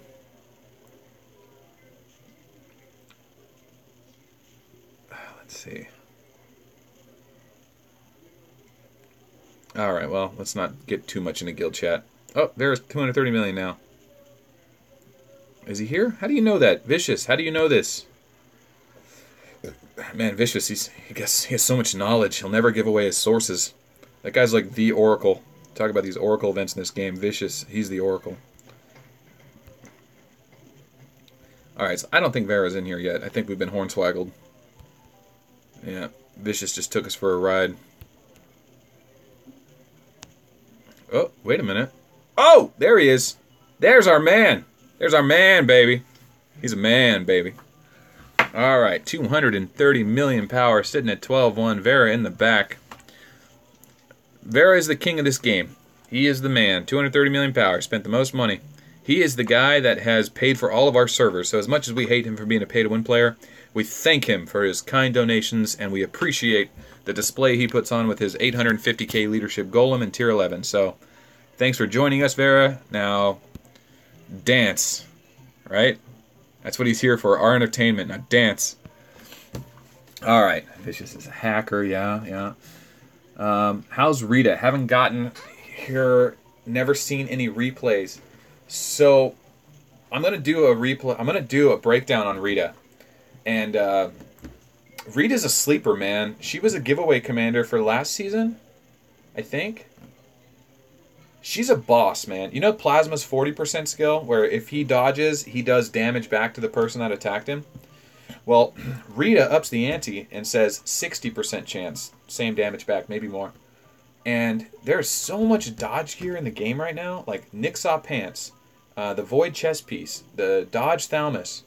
And you just stack her full of maybe damage gear, like you would a Plasma. And Rita is a total monster, dude, because infantry will dodge pretty much everything if they go full dodge gear, and the only way to hit them is with guaranteed hit skills. That's the only way, or if you have way higher research. So I think Rita is a sleeper for really high-level play. I was told that Plasma's dodge skill works against Roger's defensive stance. Honestly, I haven't tried it in so long, I forgot, and I remember it didn't really do enough when I originally tested it. I remember it working one time, but I kind of think after the first round it stopped working. I'm going to double check it, because if not, Rita might be really fun as just like a high-risk commander. Just send a big march or a high tier suppression march and just watch her mow people down. Just mowing people down because they can't hit her. And she just gets all these extra strikes because they keep missing and she damages them back. For each capital you control, every day your guild gets taxes. So whenever an arc gets hit, 10% of whatever's taken, the plunder, is stored on the server, and at the end of the day, the server divvies it out to whoever owns the capital's taxes. They also get 300 to 500 gold, maybe it's just 500 gold, that goes right into the guild bank. And then if you own Centicon, the middle, you can... Oh, and also you get to control the taxes of your region. You also get guild benefits for the guild shop. You can buy things like Shadow Matter and resource production stuff. No one ever does because they suck. That needs to be revisited. And Centicon, you can hand out titles to people. You can call people the Assassin or the Barbarian, and they get cool little things next to their name. And good server lords will keep an eye on what's going on that day and hand out titles, you know, and reward players for their contribution. So that's fun. That's what happens on our server, and when the announcements go out every day, it's kind of a fun little thing. Sometimes it mixes up. Sometimes it's the same people over, but, you know... if you own a Centicon this late in our game, and when people are sitting on 50 million power, you earned it. You worked really hard to get it. A lot of coordination and just days and months went into it. Strategy and preparation. So when awards and titles are handed out, they're earned. So we don't get too excited or too upset if we don't get one. You know, it's a respect thing, and it's an appreciation thing, and it just kind of further adds flavor to the game. But, alright, so now we finally... Oh, no, there's a ship going there. We still don't have... We haven't had a ship in the garrison here, in the stronghold here, for almost 30 minutes or so. So it's still really slow. SSS's strategy is just don't let anyone in. Just don't let anyone in. That is so strange. So what they're probably doing is just their ships are probably just full of rangers. And no, the taxes are given to the leaders and the officers. And I don't know if they can control the percentage how it goes out. I haven't been server lord. But as far as I know, it's just the officers and the leader and deputy. And I don't know how server lord is assigned. I wonder if the guild leader of the guild that owns Centicon gets to declare it? Probably. Probably. So, yeah, a bit of a snooze fest here, man. These guys are just holding the line. I wouldn't say it's snooze fest. It's a very high-level strategy to have this many organized arcs. Just kind of sitting there. And this guy has vision, so they're not jumping, you know. If they really wanted vision, they would jump to it. He could jump there, but he's not. And I wonder if that's because, I mean, and they could speed march these arcs to get him out of the way so he could jump there. They're just not really trying that hard. Not trying that hard. Let's see.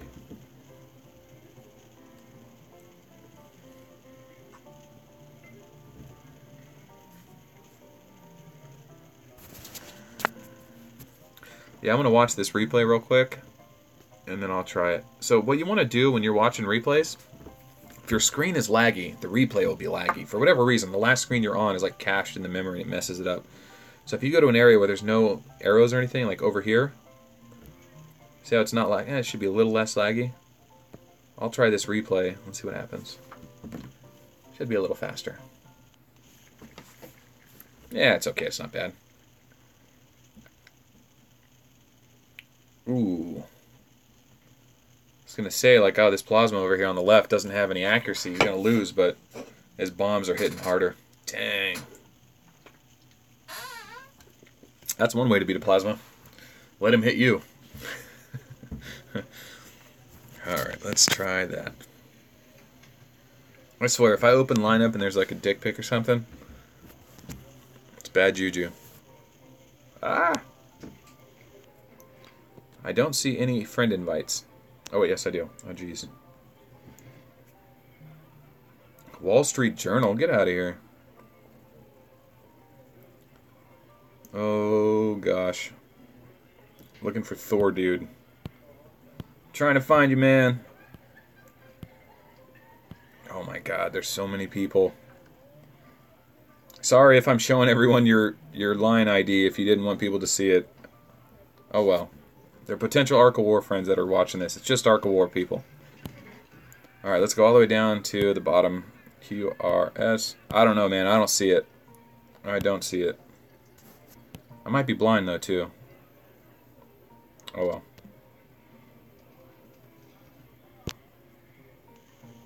Alright, back into the game. Did we already watch that one? I think we did. Oh, that's going to kick us out. Alright, I'll get around to it after the game. Look at this guy. Look at Jack. Come on, Jack. He's all posturing up right next to me. You better cool it, buddy. Alright. Let's go back into that stream. Let's pull these back. An hour left there. Alright, back into the stream.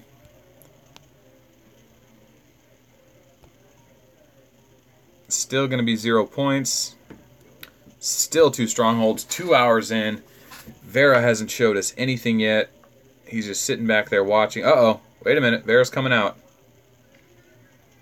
All eyes on Vera.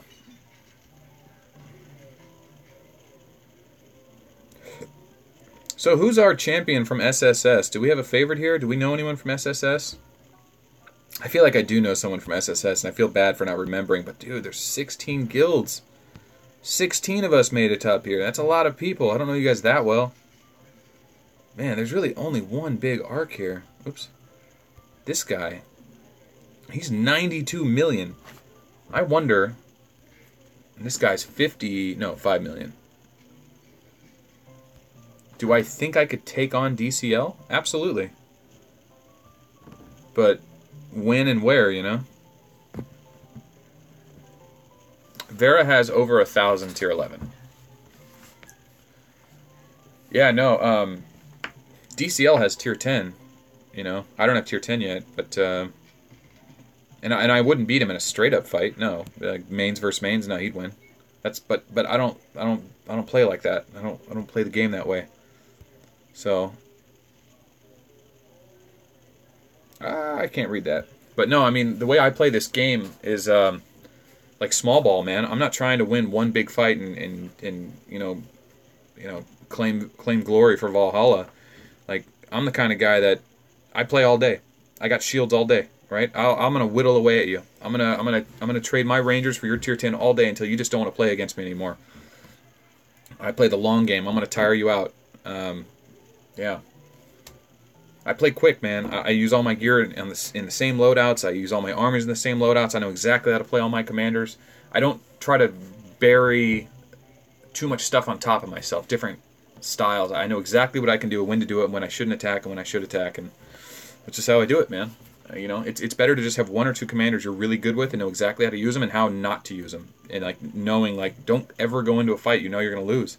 If you know you're rolling the dice on something that you aren't worth, like, oh, I could win. If you're not willing to lose it all, don't send it. You know, go with sure bets. That's why I like using Rangers. I don't cry if I lose a fight. I just laugh. You know, I just laugh. Like, oh yeah, I just lost 500,000 Rangers. I don't care. I got 6 million.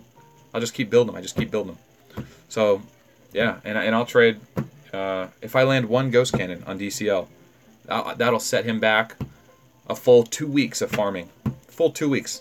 You know, if he wants to trade with me, which he doesn't. Me and DCL, we get along. I mean, he would hit me if I was unshielded, you know.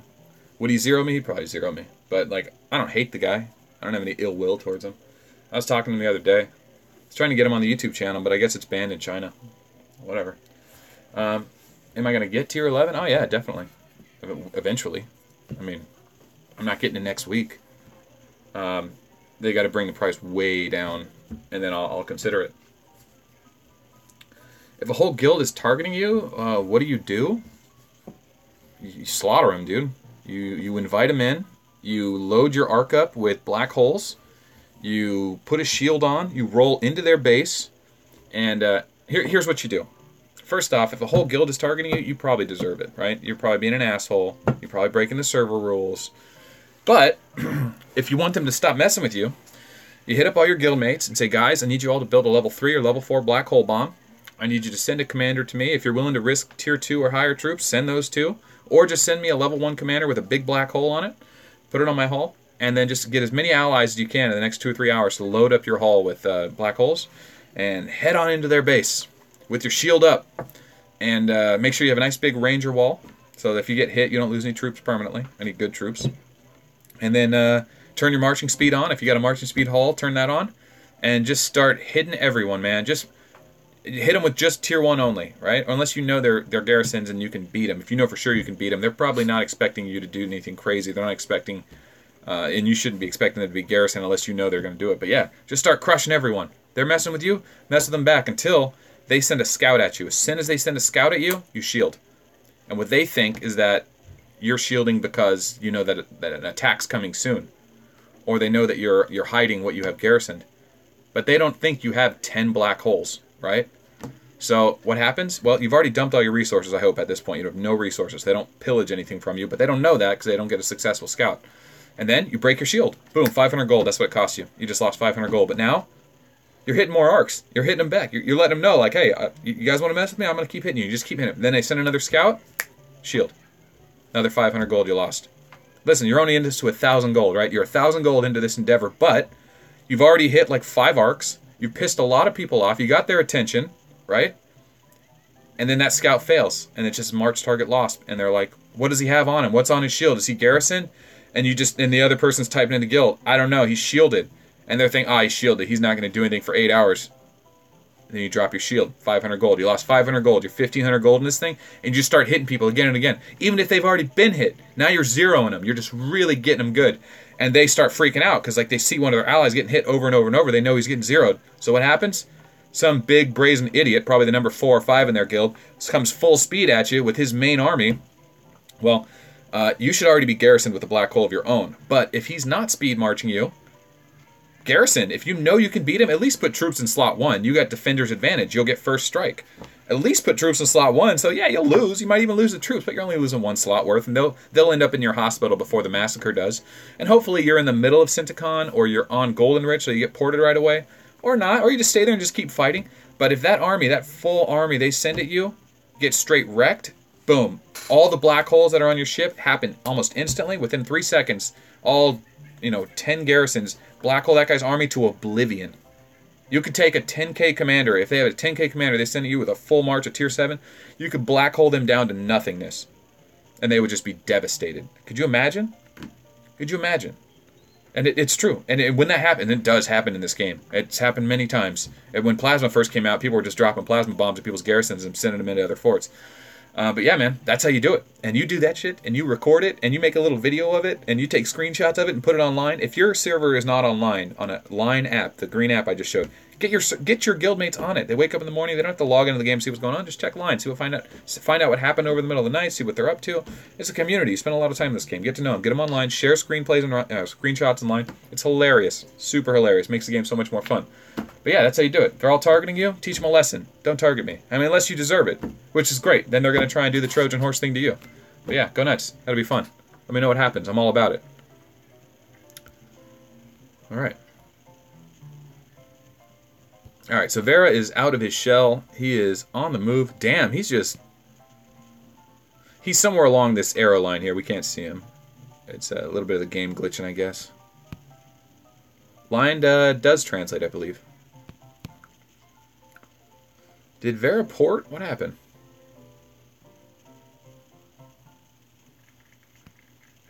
I am looking for Vera's ship. He is not in here. He might be... Oh, you know what? He might be gold jumping. He might be gold jumping going around zeroing people. He probably is looking for this guy. If I was Vera and I was jumping around gold jumping people, that's the guy I'd be going for.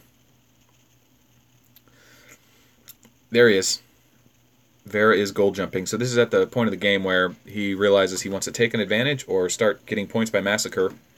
So he is jumping around in the darkness, paying 1,000 gold each time, and he is sending on enemy arches. But he's actually just sitting here right now.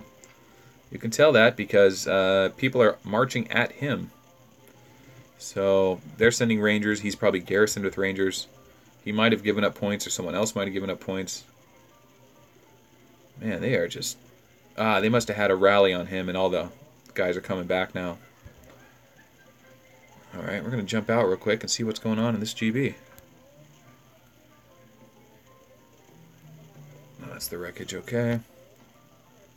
Do we have points? Do we have points? No points. Oh, shit. There is officially 23 spectators in the GB, and there's 24 streaming this live stream. So we actually have more viewers than the game itself does right now. That is hilarious. Wow. How much money has Vera used?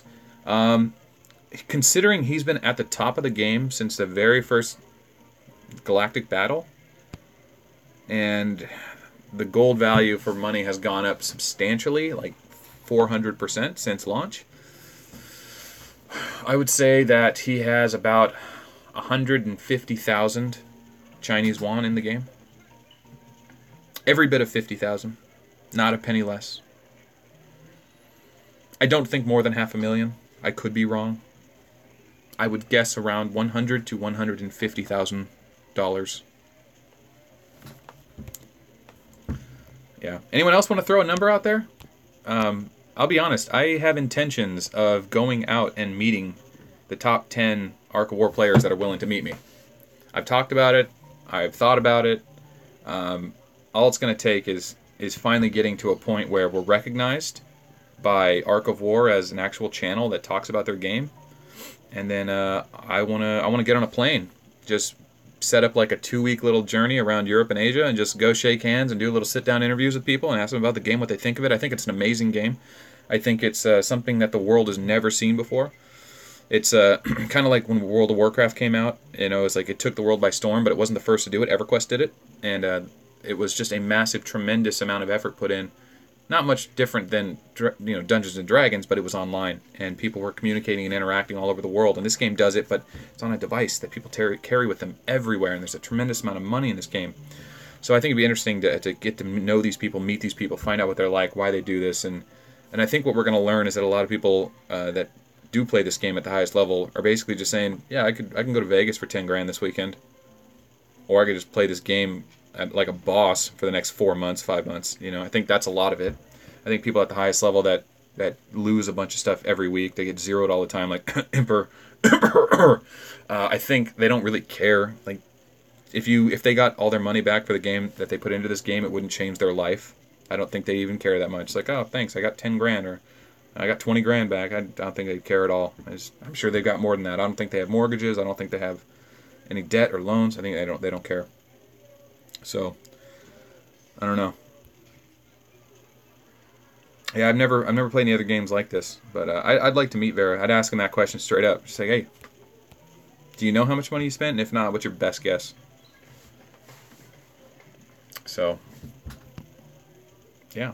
All right, so Vera is no longer here. And I doubt he let somebody hit him. When Vera rolls up to the base like that, like, you gotta take a swing at him, Like, he's the boss of the server. Like, he puts himself right next to you. You got to swing at him just to take the chance. Risk it all just to say you did it. Just for the replay, just for the save. Oh, man, I wish I had mine. I think I actually have hit Vera. I just didn't save it. I just wasn't thinking there was so much going on. Oh, he did get hit. Someone, wait. That's not him. That's not him. False alarm. He is a red ship. Come on. What kind of casting is this? Doesn't even know who the guys are. All right, what did I miss?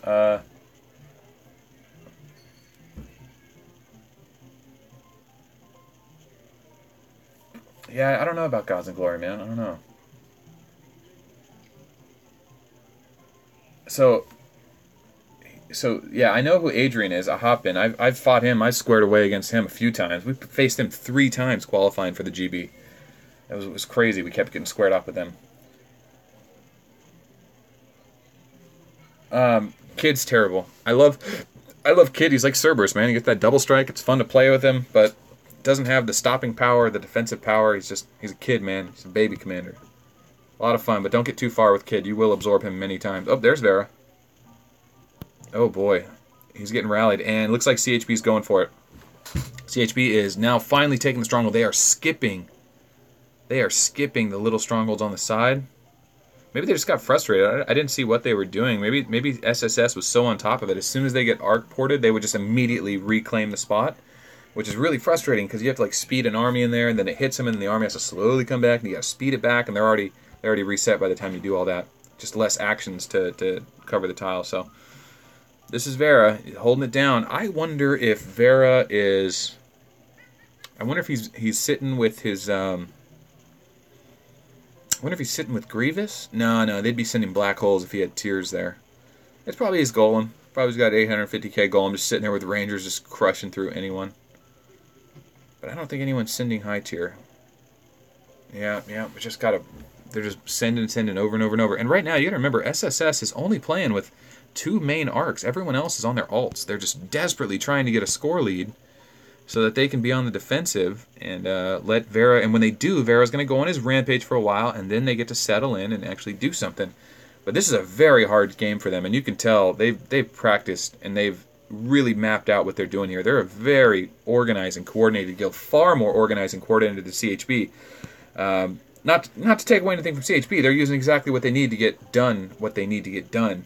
And I think what their weakness is right now is that SSS is not going offensively. I think SSS should be just taking 3 or 4 bruiser ships and just go for these 2-3 arcs that are just sitting there. Just go zero them, dude. Just go zero them hard. You send 4 or 5 guys up there, you know, and just go for it. But they're not. They're kind of letting CHB dictate the game. SSS says, here's our defense, try to beat our defense. I'm thinking SSS should have a little bit of more of an offense. That's all I'm saying. That is not all I'm saying. I'm talking all night until my voice is gone. But that's the first thing we're going to say. We're going to criticize CHB or SSS for not going all out. Here we go. This is a 3-commander weenie wall. These commanders these are very important commanders. Don't get that twisted. Notice how they're level 1? They take no time to heal when they get back to your arc. So that means you don't have to pay gold. You would pay gold if it was the playoffs anyway, but these guys don't have to pay gold. You don't need to win with these guys. When they get attacked, when someone comes into the attacker queue, each army has to fight 10 seconds apart. So first to fight, if someone started attacking, would be that plasma. And then 10 seconds later, if he lost, Stella would fight. And then 10 seconds later, if she lost, Raymond would fight. 10 seconds later, Soda Man, and so on and so forth. With 5 armies in the way, Vera has 50 seconds to choose an army to countermarch whatever attacks, because Vera is right here, and he can just speed that countermarch in. So if they send points, Vera can counter it, and that's why those are there. He has 50 seconds, all the time in the world. Any more than that is too much time. He could probably get away with doing 30 seconds, but 50 is plenty. And if they do send an army worth points, Vera can have defender's advantage because they're already holding the garrison. They are the current defender queue. So that means defenders always get to strike first, unless they have already struck once, and then they have to attack second every time after that. So a defender's first strike is always first. Every time they defend after their first successful defense, they attack second, so that the attackers have a chance, instead of just getting one shot all the time. So that means if Vera sent before these 5 weenies were killed, he would be in the defender queue, and he would get to defend and probably one-shot any invading army. But as of right now, SSS hasn't committed any troops to this yet, and they're still just worried about Vera sitting there. So, very bold move, and looks like Vera is trying to clear this arc now. We'll see him pop here pretty quick, I'm quite sure of it. Alright. What should we say, guys? What should we say? Should we, like, hype Vera up? He never talks anyway. I mean, I love this Bulldog strat. I mean, he's really pushing it. Is it 43 now? Ah, we fell behind. That's okay. That's okay. No, I love the Bulldog strat, man. I think going in there, just putting his face in. I love that style of Vera, man. Like, he doesn't mess around. He really gets in there and just asserts his dominance, which is, I think, maybe the wrong way to play, but it definitely leaves an impression. Like, Vera is, you know, he is a facet of this game. Yeah, they're sending at him, but it's all baby arcs. They're just little baby arcs, man. They're just baby arcs. SSS hasn't brought in their big guns yet. I mean, uh-oh. What just happened? Why did he warp there? Was that a glitch? I think that was a glitch. There was no need for him to warp there. Oh, thanks, man. Appreciate it. Hey, welcome to YouTube. Alright, so, oh, yeah, we should probably share that. How do we do that? We'll do it like that, and if someone wants to... I'll do it. I'll do it. I know how to do it. I know exactly what I want. Whew. We need a name. We need a name for SSS's champion. Do we have a name? Can someone get me a name for the SSS champion? Whatever this guy here is. What's his name? Oh, we lost him. Ah. Okay, 3 symbols, 50... No, that's 5 million power. We don't need his name. We don't need his name. Aha! Oh, they're hiding out. He's hiding out. 92 million. We need this guy's name. We gotta root this. We gotta get in there and cheer for this guy and get him hyped up to fight Vera. We have got to get this guy's name. Okay, how do we get his name? Okay, we need to get it to Google Translate. So, let's take his name and let's take his name and try to copy it. Can we do that? Let's see. What if no, I don't want to click on the replays. And he's not talking. Is he talking? Let's see, would that even work? PM, private, block, report, add to friends. We'll try one of those once we get his name out there. Alright, so if we can get him to share a replay, we will copy his name. We gotta get his name, though. Okay. That's our hero, the $92 million man. And let's see what he's up to. He's sending on the stronghold. Oh, they're going for a clear. They are going for a clear. We may have a first points march. Where are we at? 2 hours in. It looks like Vera has 60 seconds of anticipation there. He's still holding strong. I don't know what he has in his garrison. I do know that Vera has an 850k Golem. He has a 100k Grievous and a 250k Raymond. That's insane. Isn't that insane? That's insane. His second and third commanders are bigger than 99% of all players in this game. He's absurd. Yeah, do PM, then copy the ID from the bar. But yeah, I just got to find him in chat and I'll get him. What's up, Darky and War Mechanics? Those guys are old school friends from the original server. Doom Squad, what's up? Sorry about your guys' fort, man. You know what, dude? TNT took down the HIG fort when we first merged. They took down the USA fort when they first merged, and today we got revenge. What can I say? I felt a little bad because TNT was my home for a while, but it felt kind of good, too. And I zeroed Emperor. That was nasty.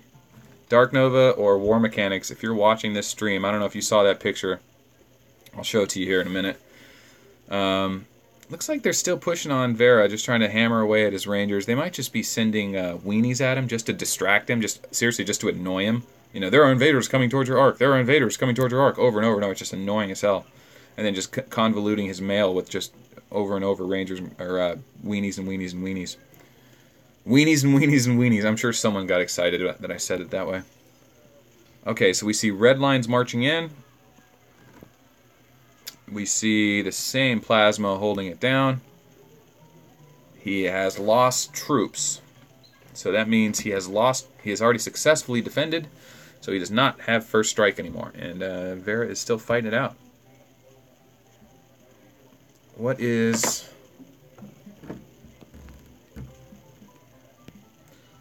Is it 93 million? Or 91 million? I think it's 93. 93... SSS player's name.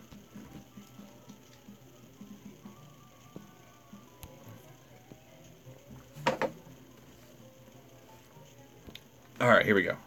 Back to Vera. Vera's still sitting in their base. I mean, we do have quite a bit of action, right? We have the #1 player in the game sitting on his opponent's base in the round of 4 playoffs of the Galactic Battle Season 3, not getting knocked around, not on fire. He's just sitting there. He just has something bigger than whatever they're sending at him over and over and over. He might be doing the army garrison swap, like where you're just sitting there, where you just basically, if you know they're sending rangers, then you counter it with a bigger ranger army. If you know they're sending high tier, you counter it with a black hole or an army that would beat them. But sometimes you got to be careful because maybe they'll send like one slot of tier 6, just one tier 6 unit, one tier 6 unit, one tier 6 unit to wipe out all the rangers on your arc. And then they'll have a big black hole behind it. So if you try to beat their tier suppression march with a bigger tier march, their black hole actually might end up scoring more points for them than you thought. So you might end up giving away more. It's a really high level thing, and when it's down to something like this, you don't know what's going on in their ship. I did a live stream from one of our playoffs, and I was showing how fast I was constantly changing. But when I live stream, it really does lag up my phone a little bit. So maybe I'll do it from PC next time. A lot of people play on PC. Maybe I'll do it from PC and show you guys what it looks like on these high-level games. And maybe I can learn a few things, because there's always more learning to do. And all the action's been going on. I just realized for 9 minutes they've been fighting. How funny is that? So look at this. I had made my bullet video originally 2 months ago. I made my bullet debut against, I forget who it was, some guild 2 months ago. And then here we are, and in the round 4 of the Galactic Battle Playoffs, the meta has shifted. I called it. I fucking called it. Bullet, Rock, Maruko. Now, I will admit that Rock can't do crap. He doesn't have enough leadership to use his tier suppression skill. And I will admit that Maruko is a weenie. But I will say that 4 out of the 8 commanders in this defender queue, 4 of them are tier suppression beaters. 4 out of 8. Previously, you would have never seen a Rock, a Maruko, or a Bullet sitting in one of those garrisons. Yeah, you just get an Android emulator. Oh, someone's saying like Rock's player or something will do it. But anyway, all right, so what do we have? We have the left stronghold, 10 minutes, currently under attack. SSS is trying to get it back. CHB was successful in breaking the blockade, so they were able to get vision of it to start sending at it. CHB still has vision of it. Probably has that 250k Raymond just sitting on that ship with all Rangers. And, oh, Vera has moved. Nox player, yeah, that's the one. Nox player. I'm just afraid to give my Google account information out to some third-party company. Alright, so here we go. That plasma is gone, and it's just weenies. Oh, 30k Stella. That's not a joke. 30k Stella is hard to get out of the way. But for all those people out there that don't main a Stella, she's worth getting, man. Get Stella. Pick up Yuri before you get Stella. It's so easy to switch factions. It takes like 10,000 gold, but switch factions, do the 100 faction quests each week. 5 weeks, you'll have enough to release the commander, release 10 a few times, or just wait till you get her naturally. And get a Stella, man. She's a great infantry fighter for Galactic Battle. I think the meta's going to change, but if it doesn't, she's worth having, dude. Just even a 10k Stella is just so powerful in Galactic Battle. She's just fun to have, and when the GB comes around, you get all excited because you know that your Stella can get in there and trade and just have a good old time. As opposed to people that main a Walker or an Airship Commander, they can join the GB and they can use Rangers, but they just get crushed by Stellas and X's all day. So, and Plasma. Most people have Plasma. He's great in infantry battles, too. This unspoken hero, but load dodge up on Plasma, send him into a Ranger fight, and he'll have a good old time. Alright, we are 15 minutes on this, and we are probably, what, 48 minutes left on this. Yep.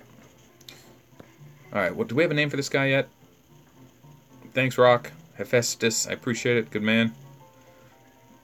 Yi Yun needs a deluxe airship. Yi Yun. Who is Yi Yun? CHB. I won't worry about that in a little bit.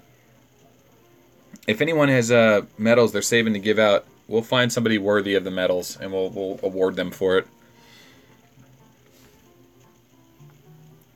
I think I already gave mine away. I shouldn't have done that. Oh well.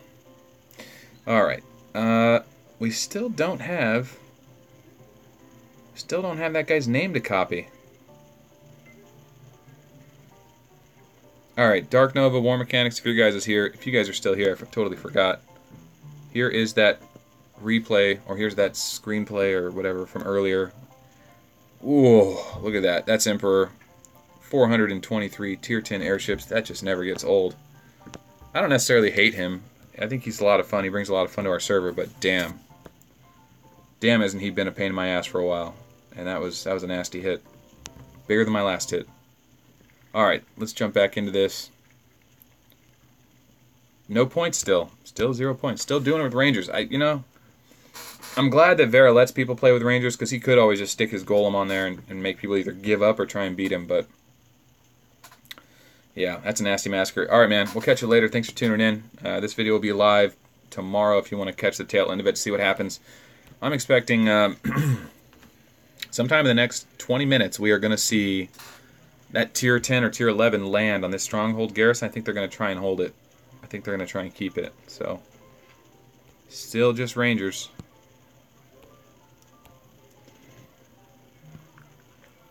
Yep, still just Rangers. What is Jim? It feels like Jim has a Tier 11. Who is Jim? I don't know. Is this our guy? Is this Jim, the 93 million guy? Is it that guy? Is it this guy? Yeah, 92 million. What's weird, though, is I thought he was 93 million. Did he lose half a million somewhere? Did he just lose a big fight? Oh, God, if he lost a big fight, that would be very sad. That's what happens when you accidentally enter the wrong map. The server freaks out. Okay. Vera's taking a lot of hits to the face. Vera is taking loads to the face, boys. Loads to the face right now. He's just taking it. And, yeah, okay, well, CHB still holding it down with Rangers. I mean, I respect it. They're playing the GB the way it was meant to be played, for now at least. Every time I click on him, it moves my screen. I don't like that. Alright, looks like CHB is still just loading this up. No attackers yet. Okay. Y6. His name is right there in the chat. What did I miss? What did I miss? Did I miss something?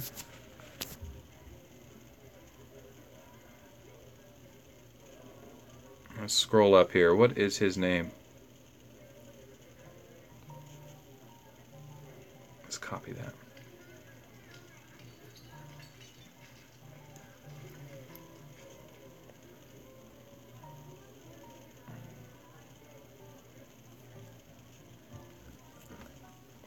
Is that his name? Wuhan Boss?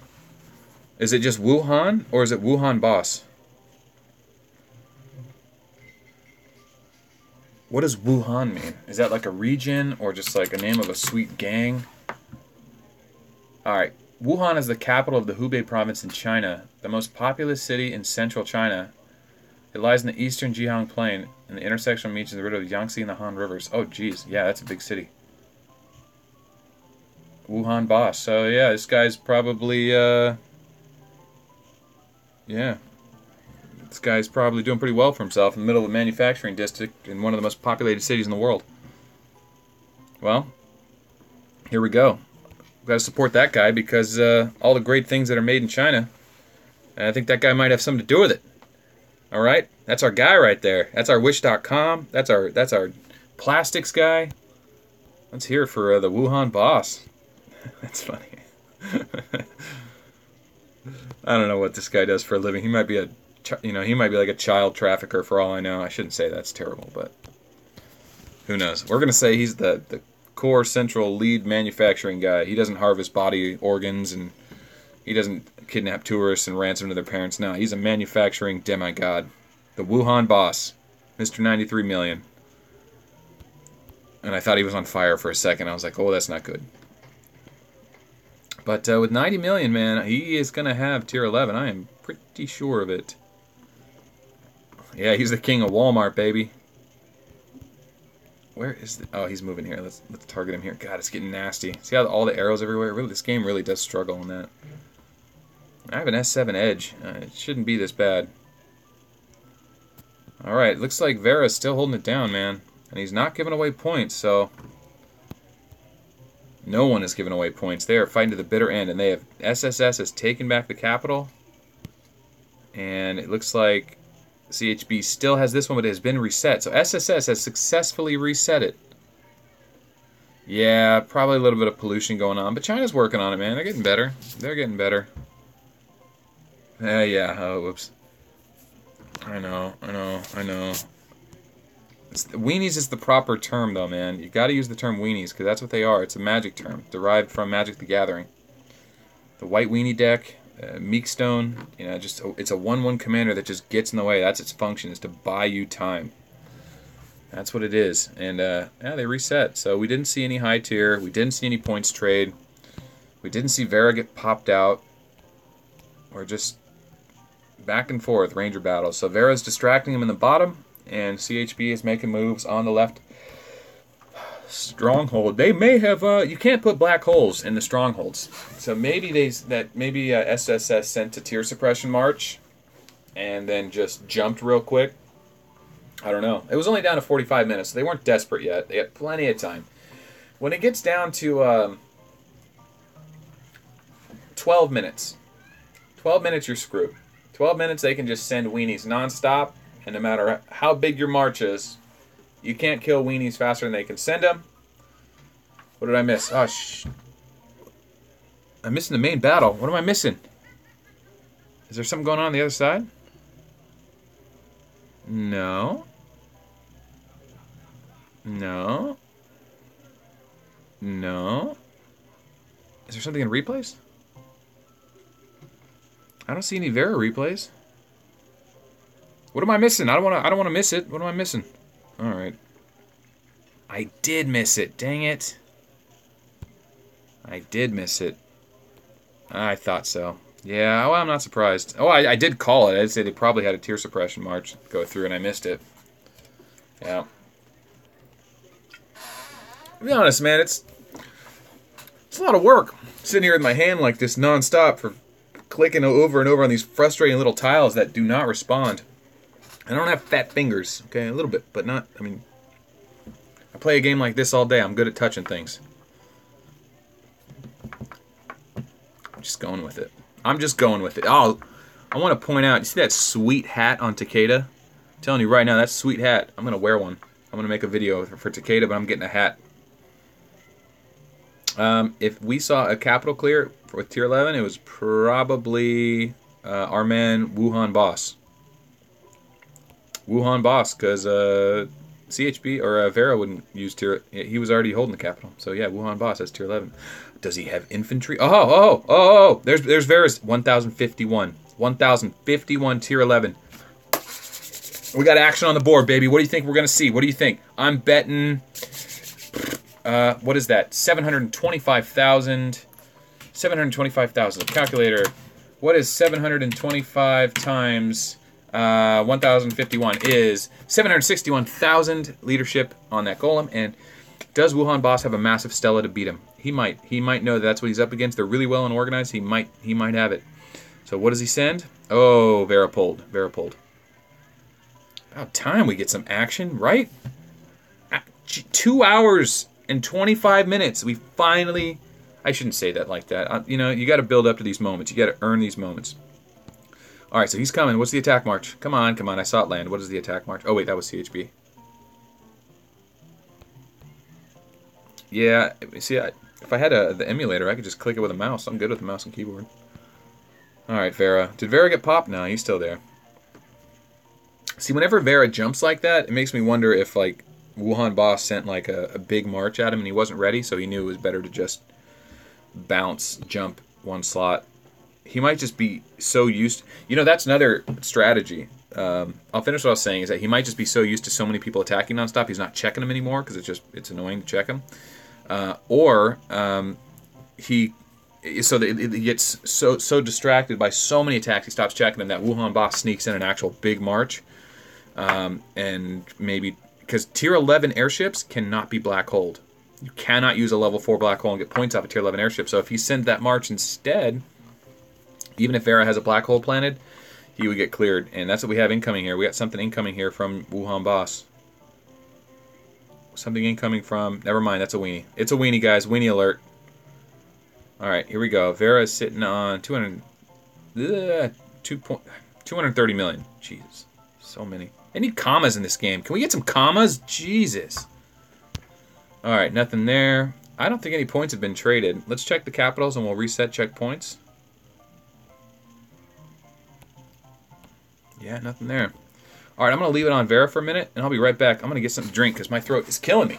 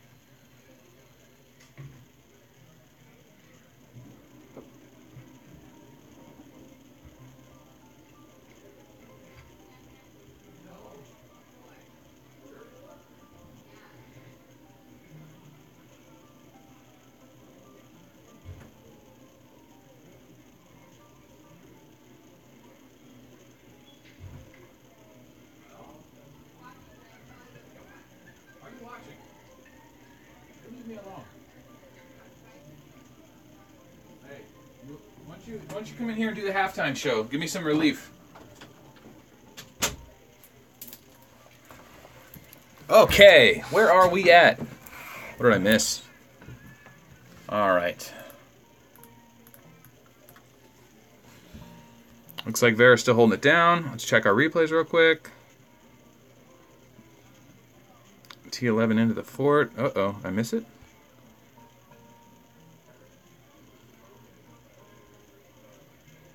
I'm coming, I'm coming. Aha! Oh.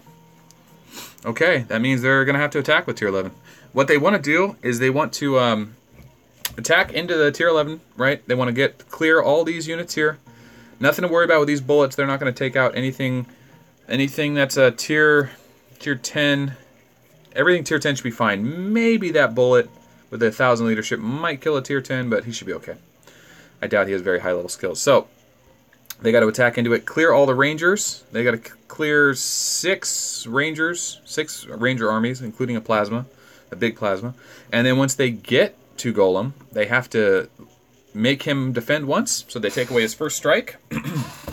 And then from there, Wuhan Boss has got to send that tier 11 that we haven't seen yet because we missed it. Maybe we didn't. I don't know. Maybe it wasn't. Maybe Wuhan Boss has tier 10. And then he's like, shit, now I got to take out that massive golem, which is not an easy task, man. It is hard to do. ESE sent their best for a good 6 hours, and they could not do it.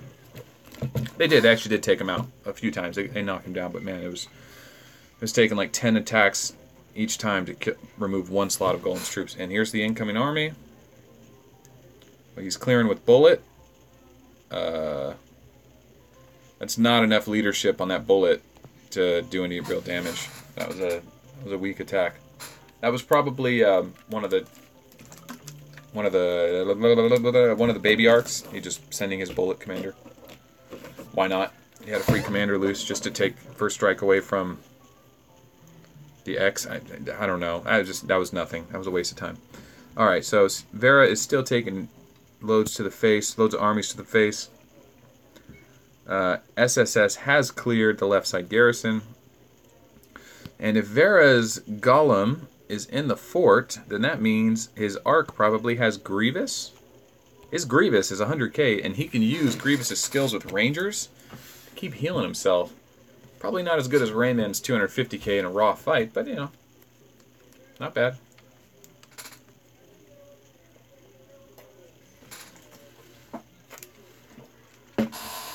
Oh, that's nice. That's nice.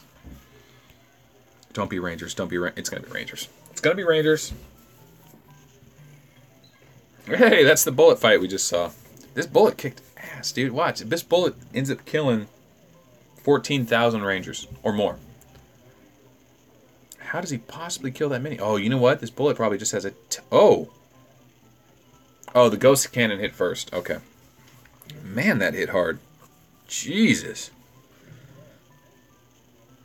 He hit for 400% more troops than he had sent. That is... How did that happen? And this guy just kept missing. Jesus. Level 7 Infantry Awakening. Sagittarius. Okay, that's going to hit hard. Ghost Cannon level 8. And nothing on the Ghost Cannon. 2,600. God, that Sagittarius hits so hard. What? I guess he's not hitting that hard. I mean, it's 400% more than... He's going against Rangers, but man, that is absurd. Yeah, he trades really good here. That's the Ghost Cannon. There's the regular hit. 100,000 or 1,000,000 damage. I don't know. 800 Rangers do 1,000,000 damage. That just doesn't seem right to me. And he gets Ghost Cannon every time. I envy this bullet, man. Super lucky bullet. 100k. I don't know. He just hits really hard. I'd like to see his gear. Pretty crazy. Maybe Legacy doesn't have a lot of infantry research too. Maybe there's a couple things going against him there. Oh, that's Wuhan Boss. That was Wuhan Boss's bullet. Was that Wuhan Boss? That's Wuhan Boss. Was that the same fight? We just watched that fight. Okay, that's Wuhan Boss's bullet. He's a boss. Damn, my bullet's kind of jealous of this bullet. That Sagittarius, man, it hits hard. Let's see how much it hits for. So 1.17 million compared to his normal hit of 1 million. So 20% increase for Sagittarius, guaranteed hit. Not that great against Rangers, but Rangers don't have a lot of high defense in the first place, and you know that the X isn't stacking any defense gear because it's a dodge commander. So that's why Sagittarius didn't look like it hit very hard. I am trying to skip this. I am desperately trying. Come on, baby. We're missing the real fights. Come on, baby. There we go. Wuhan Boss. Using bullet. Respect. Respect. Alright. Send in your high tier replays. Did I miss one? I swear I missed one. Watch. Oh, Vera's not in there anymore. He probably pulled, which is not uncommon for Vera. He would try and bait someone in. And Vera's back. He may have used the other ships. Oh, he got hit, though. You know what? We are going to check the scoreboard. Yeah, it was great about the Tier 11 airships. No score. No score. Tier 11 airships is, yeah, they don't get hit by black hole bomb. It's broken. That should not be possible. Because Tier 11 airships can basically just go around attacking everyone's arcs, and there's nothing you can do about it. You can't black hole them. You have to actually kill one in order to score on it, which you can with Ghost Cannon all day, baby. But good luck with anyone else. You can't just leave a black hole on your weenie commanders and hope to get lucky. It just ain't gonna work. All right, so Vera is back in the hole, and he's gonna be sending an army here soon. And they're still sending weenie armies at him. I mean, you got to remember, SSS has at least 30 players here that aren't on their main arcs. They're on their alt arcs, and they're just distracting the crap out of him, sending nonstop. I mean, how annoying, right? Like, this poor guy, man. I hope he's on a PC at least. He's not getting overwhelmed by all this. His app would be going crazy. I mean, his mail just has to be like plus 100 at this point, you know? You can't keep clearing all this. I would keep clearing all of it, but I'd have to give up after a while. This is insane. Normally when you do this, there's only about 5 or 6 people that are engaging you. With him, he's got their whole guild going after him, just sending weenies over and over and over. This is a really serious GB for him, man. This is a real test of his strength. Like, this is crazy. And if he gives away the point lead, oh man, he's gonna be doing this for the next 8 hours. He might just give up because it's like, I don't even want it. It's not even fun. It's just too much work. You're like, screw that. Yeah, I don't know, man. This is one of those points that you realize, like, yeah, one player can pay to win. One player can have the biggest, baddest commander in all the game. But that doesn't mean he's going to win the galactic battle. Family, friends, and teamwork, man. That's a lot of it, too. A hell of a lot of it. You know, this is like that traditional, what's the matchup? Like, would you rather fight one 100-pound, you know, one 200-pound man, or 200 1-pound men? You know, it's like, I don't know. Well, we're finding out. I think Vera's the 200-pound man, and SSS is the 200 1-pound men. I don't think that's the right metaphor. What's the metaphor? Is it horses? I think it's horses. 200 pony-sized horse. I don't know. Yeah.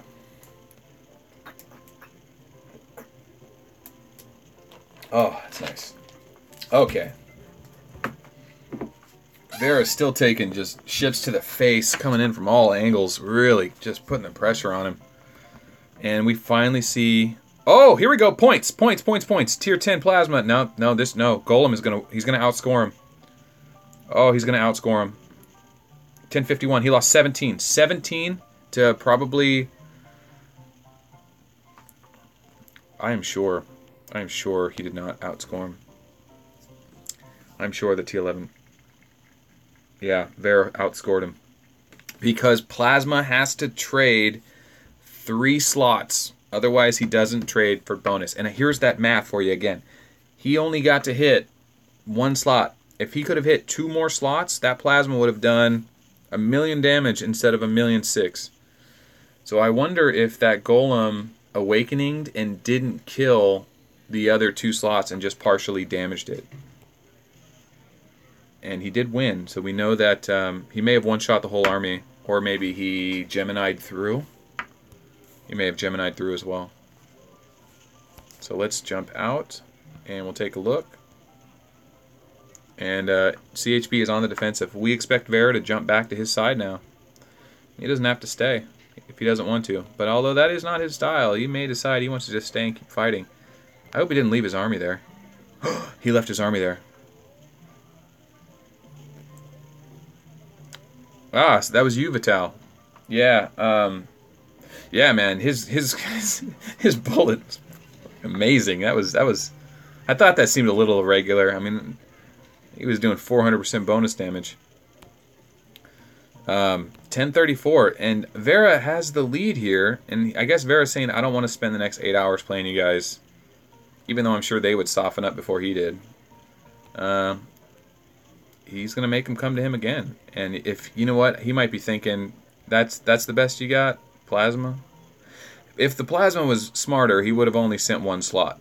That way he didn't get hit by the Awakening. But we got to check that replay and see what happens. Oh, there's a bullet. Not enough to... He doesn't have enough to kill one. He'll get first strike, but the Ghost Cannon, there's not enough. His level 8 Ghost Cannon, he can do shit. You ain't gonna do shit. Here, I'll prove it. 1034. 1034.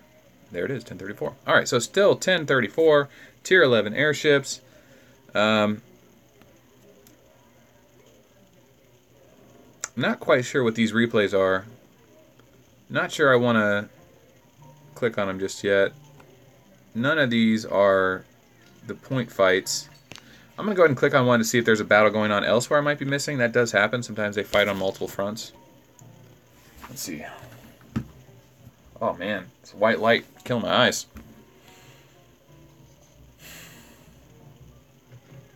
Son of a bitch. More Ranger fights. Don't share Ranger fights. Stop. I get it. If you need the points, share it because you want to get the avatar. But Jesus. Ugh. They really need a way to just skip these replays. I mean, come on.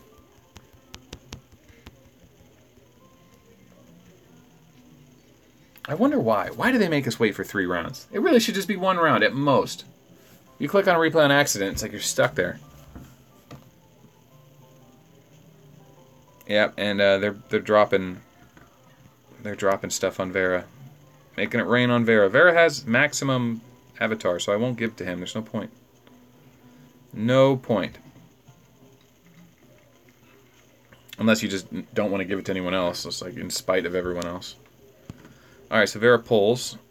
And the only thing that ever hit him was that bullet, so I'm guessing he still has a 1.6 million to 300,000 lead.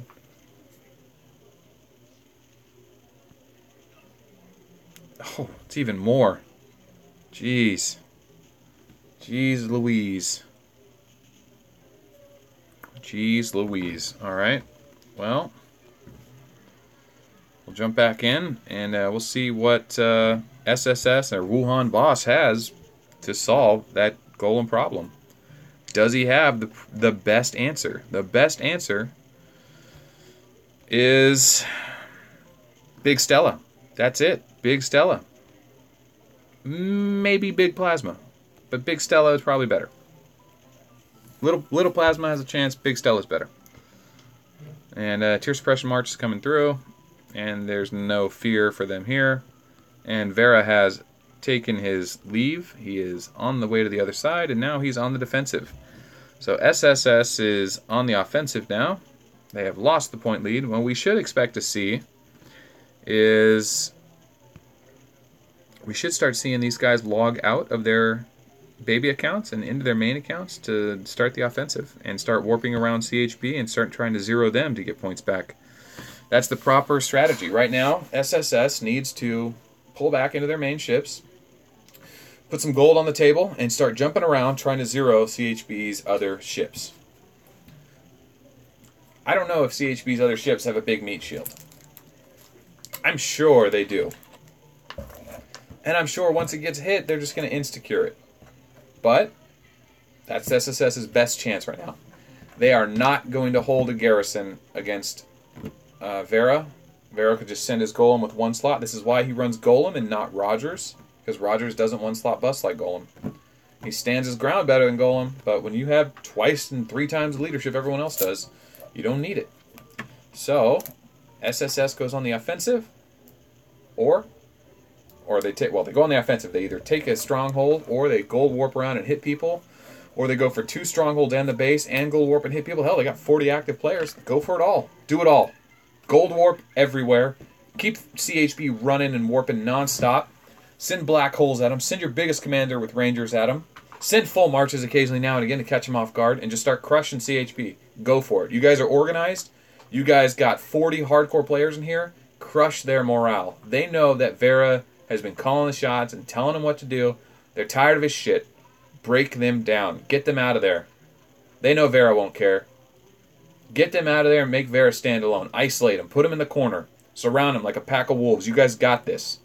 Pony up, put up a nice message in guild chat, rally the boys, you know?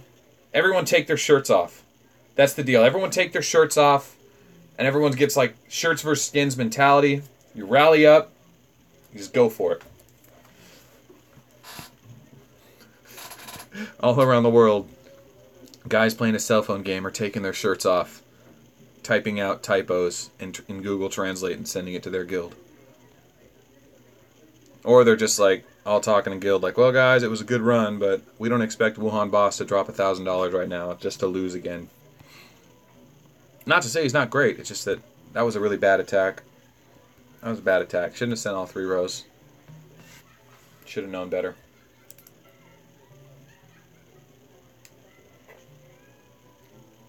I said earlier that Plasma needs to hit at least 3 rows to trade. And I was wrong because it was 1.6 million to 300,000. I thought, oh, maybe he hit the Awakening. Maybe he did, but odds are he probably dodged the Awakening. But also, that was tier 11 versus tier 10. So the points don't trade as evenly when it's high tier to low tier, and there could have been tier suppression involved. So that would make a little more sense. But as a general rule, that's how I like to look at it. Plasma tier 9 versus anyone tier 9. If he hits 3, he will outscore them. If he doesn't hit 3, not so much. And sometimes gear has a factor in all that. So.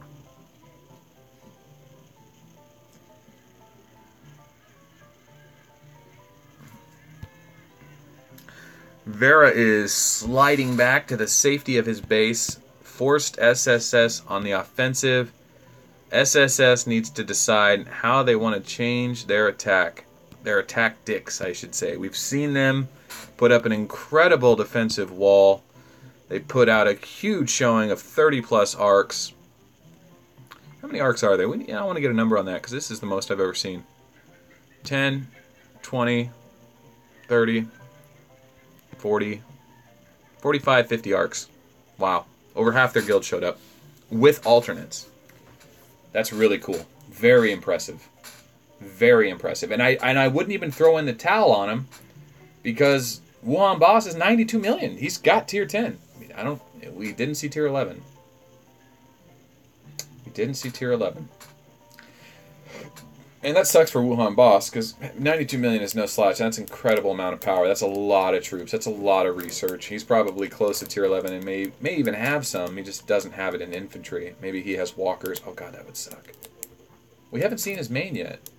We have not seen Wuhan Boss's main. It's probably a Golem or a Rogers. That's how the meta is. Good night, Brody. Thanks for stopping by.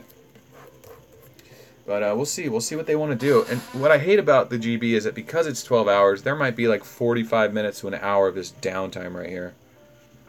So I'm going to stick around for a little bit. But I can't overcommit to this GB. You never know. I might even log in tomorrow and catch the tail end of it. See if there's still something going on. I'd like to see someone just... I'd like to see Vera just stick his main out there again. I'm a little disappointed in Wuhan Boss for not trading points effectively. You know, I assume he took away the first strike. Maybe he thought he didn't need it because it was Plasma and he wanted to get hit anyway. You always want to hit first strike because Plasma could have hit his dodge skill. You never know. But we don't get to see that replay. That's the bummer about this. We don't get to see it. If we were in the guild, they would probably share it, but we are not in the guild. And none of those are Vera replays. Alright, you know what we're going to do, guys? If you are in chat, or if you're in this... yeah, don't share stupid replay. That's what I'm saying. No, parents have not come over. Oh, shoot, I need to check my messages. Oh, that's not good. Let's see.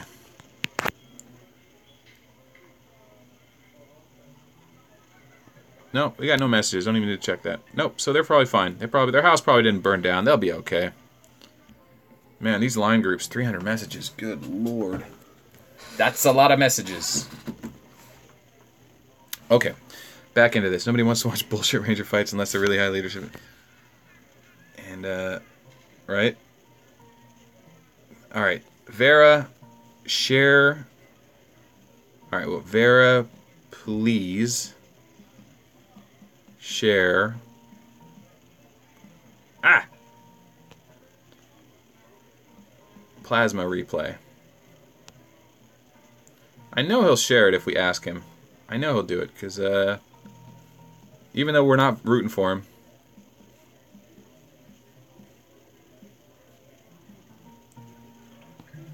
Even though we're not rooting for him, he might do it for us. Come on, Vera. You know, come on. What does Bullet need to effectively kill one troop? It depends on the troop. He needs 4,500 leadership full of rangers in one slot and a level 30 ghost cannon to kill a tier 10 airship. So because tier 10 airships have... No. Because tier 11 airships have 750 units, it's a 25% increase. You can assume that you need a 25% increase of rangers. So I would say 6,000 rangers. 6,000 leadership, level 30 ghost cannon will kill a level 11 airship. But if you have a 6,000 leadership bullet with level 30 skill full of rangers and you land a ghost cannon, you will kill any troop in the game. If you land it. That's why I say, yeah, you could probably do like 2,500 leadership to kill a tier 11 infantry if you land it. Just know that 6,000. Get to 6,000, level 30 ghost cannon, or 4,500 level 40 ghost cannon. That would do it. You know, don't even have to commit that much leadership. And whenever someone wants to send just one unit of tier 11 airships to hold a capital, send Bullet. Send Bullet and just wreck his day. Oh, that'd be so fun. No one ever does that on our server anymore. Once I revealed that trick, everyone that stopped. But whatever. That was fun while it lasted. And then the guy on our server that I was using it against, Emperor, immediately made a 30k bullet and tried to figure out how to use him. That was hilarious. He stopped trying that. He gave up. Okay, let's stop looking at that. Let's see if... wait, obviously Vera didn't share it right. The old king next door is here. Yeah, Vera, please! Keep sharing your video on Google. Yeah, you got it, bud. Will do. I wonder if I should use a different platform than YouTube, because YouTube does get censored in so many other countries. I don't know. It really wouldn't be hard. I can archive all my YouTube videos in about an hour or so, and then just upload them elsewhere if I really wanted to. I don't know. If there's enough interest in it, I'd do it, but I don't think there's that much interest, and I'm more interested in my local community anyway, for being honest. We'll see. If I can't hit all of Asia, I'll be really sad if I'm only hitting half the population, because there's just not enough content for this game, man. We need more content creators. Me and Suave and Mandalore and Al Qasim, we're not enough. We need more. Okay, now we have it. We have SSS is on the offensive. Do we have a march from someone real? No, these are all babies. And that is our boy Wuhan Boss. Wuhan Boss. Yeah, he's hanging out in the corner there.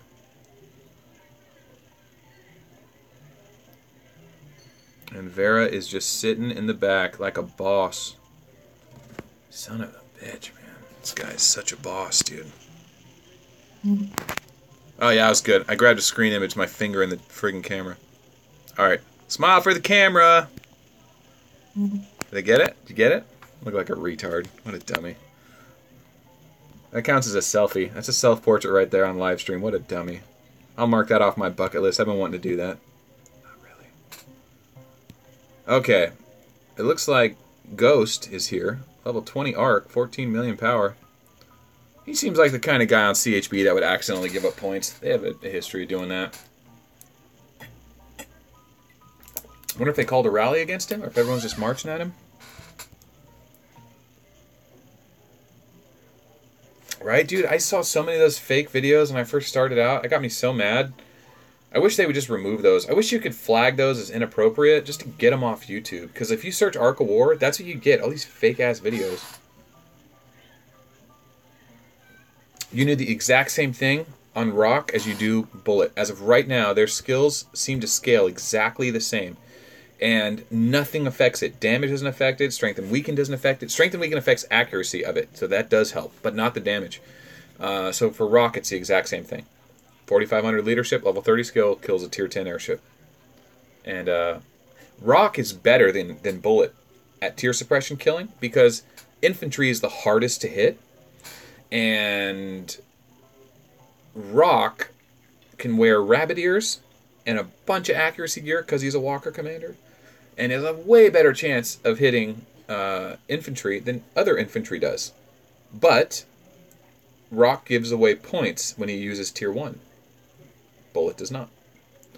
They're not as bad to heal. I think they're the same to heal. Honestly, Rangers versus Yetis is the same. As far as healing is concerned, and resources may as well be the same. Building may as well be the same. Yeah, technically Rock is better. Rock is better. But he gives away points. And I play Bullet as the point man in our guild. I open with Bullet. I hunt people down. I hit them so hard with Bullet they have to use tear suppression or they have to warp, or they just got to take it to the face. So, you know, I'll score points and get us the advantage. That's what I do with my Bullet for now. That's the way I'm playing the game. I have figured out a role. That's who I am right now.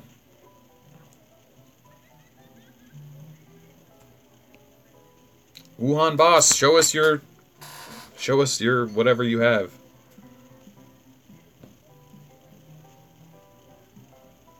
Wuhan boss.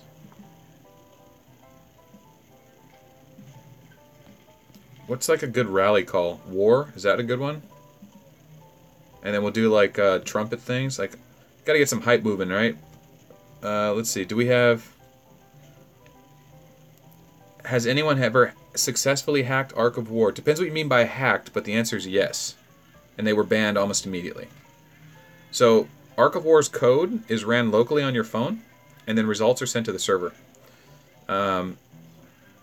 Which makes sense if you think about it. But once the server gets a code that doesn't match whatever response you're sending it, or whatever it's receiving, within minutes you get banned. So, yeah, I've heard that story. I don't know if it's true. Someone just told me they tried and they got banned right away. A couple different ways they tried it. So I've not seen anyone successfully ban it. And you got to remember, there's 82 servers right now. And on those servers, there's only about 10 big players, big spenders.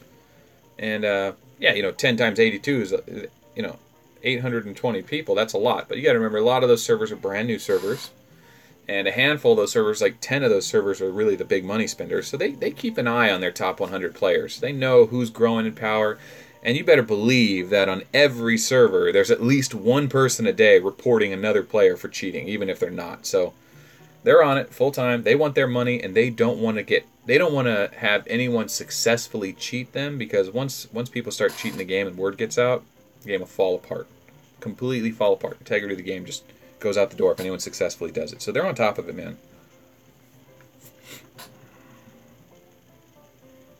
Oh, I'm in guild chat. What a dummy. Come on, Wuhan boss. Come on, Wuhan boss. Let's see something. So many replays to go through. I don't know if there's this many replays or if it's just resetting because it's bugged out. Sometimes it does that. You can look at the watches. Okay, there we go. Now we're at the bottom. And we don't have the replay from Vera. Come on, Vera. I should have saved. I'm not going to type that out again. I should have saved it. Ah. All right, let's get an eye on what's going on here. CHB has successfully held their left side stronghold.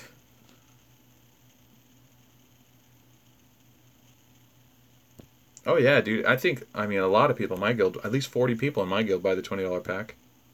It's a good deal, man. And, you know, like if you buy that in the monthly, I mean, yeah, you're into the game a lot every month, but I mean, the amount of time you spend on it, the amount of money you save not going and doing other things you might have spent the money on. Like, if you're not inclined to want to play a cell phone game and you'd rather spend the money on 40 bucks going down to the beach, then go nuts, man. But I think it's a good investment, a good way to spend time, and it's a good way to interact with people. I don't think it's a good way. It is a way, and I enjoy it. I'm certainly having a good time doing it. I'm happy now that there's more people to interact with than there was a year ago. Like, even doing these little live streams, you know, they're a little bit of work. You know, early when I got home from work, I was tired. I didn't want to do the live stream, but I know if I don't, you know, it's going to be hard to get people to join in tomorrow, and it's going to be hard to keep people watching the YouTube video. So I want to do it for the community, and now that I'm doing it, I'm glad I did it. It's kind of like going to a friend's birthday party that you're not really friends with. You're like, I don't want to go to this guy's thing, man. I don't even know this guy. Then you get there, you're like, yeah, I'm glad I did this. I'm glad I came out here. This is fun. Like going to a cousin's birthday party. You're like, all right, fine. Then you get there and you're like, I should hang out with these people more often. Arc of War is my cousin's birthday party. You heard it here first, folks. Alright. Looks like we have someone making a move on the base. Is it just a weenie? I think it's a weenie. Man, they're just... SSS is coming from all angles, dude. They're just putting the pressure on everywhere. I really like their strategy. I think like this is probably one of the most organized and well thought out strategies you've ever seen in a galactic battle. I give them mad credit for it. I mean, this is something that, not to toot my own guild's horn, but this is something we could have easily done. It's something we would have really liked to have done. And SSS is really putting forth an incredible effort. I think they had one mistake. They really only made one big mistake, and that was sending 3 slots of plasma to kill 1 slot of Golem.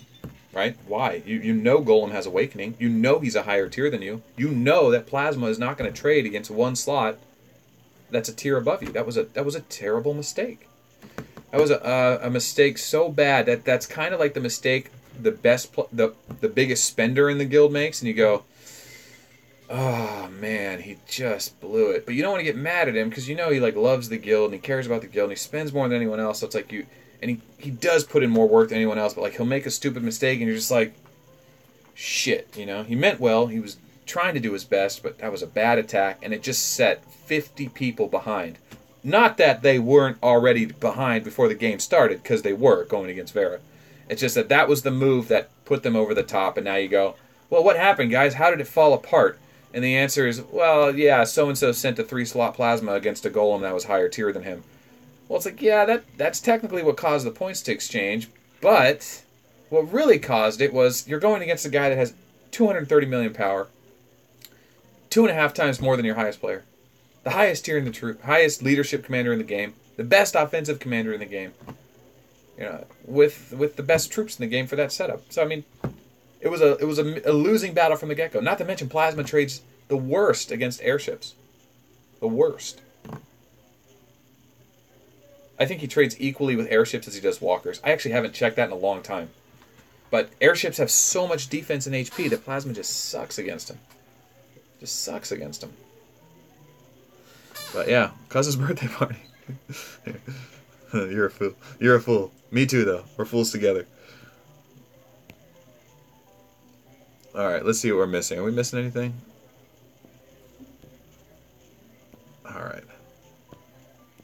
Alright, SSS's left stronghold is vacant as expected because they are behind in points. CHB has 2 weenies and 2 mains. I don't know what it is with Asians and the name Ghost. I see a lot of Asians with the name Ghost.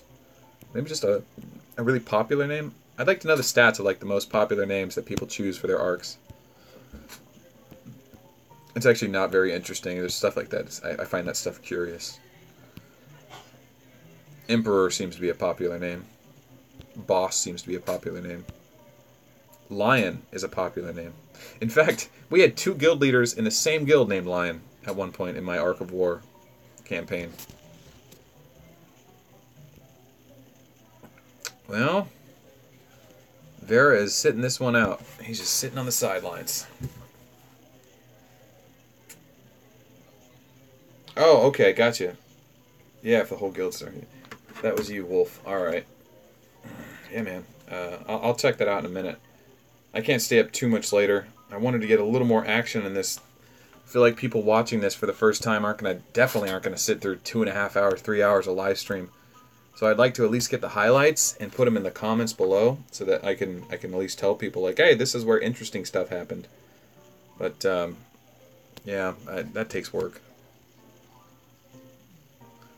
Hey Melt, what's the best way to destroy a guild? You could kick the former leader out and try to zero him. I did that one time. The guild didn't get destroyed until after the server merged, but I don't know if you were making fun of me because you know my history. But yeah, that happened once. Or you could just level their fort to 3. Level a secret guild fort to 3, join it with all your best buddies, and then when everyone in their guild's asleep, attack them and kill it, assuming they were dumb enough to level their fort to 3. and assuming they were dumb enough to kill your former guild and all your buddies' former guild during a server merge. And if they were dumb enough to do that, they had it coming. Doesn't matter if you were in their guild for a while. It's a war game, bro. Gotta be careful. Gotta be careful with who you make enemies with. That's funny. Alright, so we're still seeing not a lot of action coming from either side. Not a lot of action from either side. Still a little back and forth going on. I'm surprised SSS hasn't logged into their main ships, but I guess it's not a terrible strategy, because if Vera wanted to, he could just start jumping around and zeroing their main arcs, and that would really seal the deal. Because there's still plenty of time in this game, you know. The Wuhan boss has probably got a nasty commander that he knows he can score points on. That's why they're still here. They haven't given up. So it looks like that's official. SSS is moving in on that stronghold there, and they're going to make a run for it. And it looks like the amount of time it's going to take for these arcs to get there to reveal it is about 15 minutes. So it's going to be a while. But that's the next stage of the offense. Yeah, that fort battle, dude. That's what we did, man.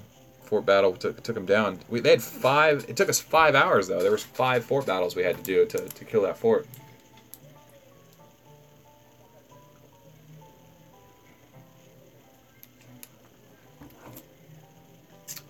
It's fucking Wolf and Wolf Guru. I know Wolfie is on my server. And Wolf Guru is on my line chat. Mystic's my buddy. Tell him strategy for the guy they was being targeted by an entire guild. I don't remember. I don't understand. Ooh, ML. What ML is that? I used to know an ML. Is that the same Master Lion ML? No, it can't be. That's a different ML. I wonder if you can have your ARC transferred to another server. Is that possible? Can you have your ARC transferred to another server? Because he's not on our server anymore. He got wrecked. He was, we're going to jump out real quick, take a look around. He was 18 million when he left. Let's see if his ARC is still on our server.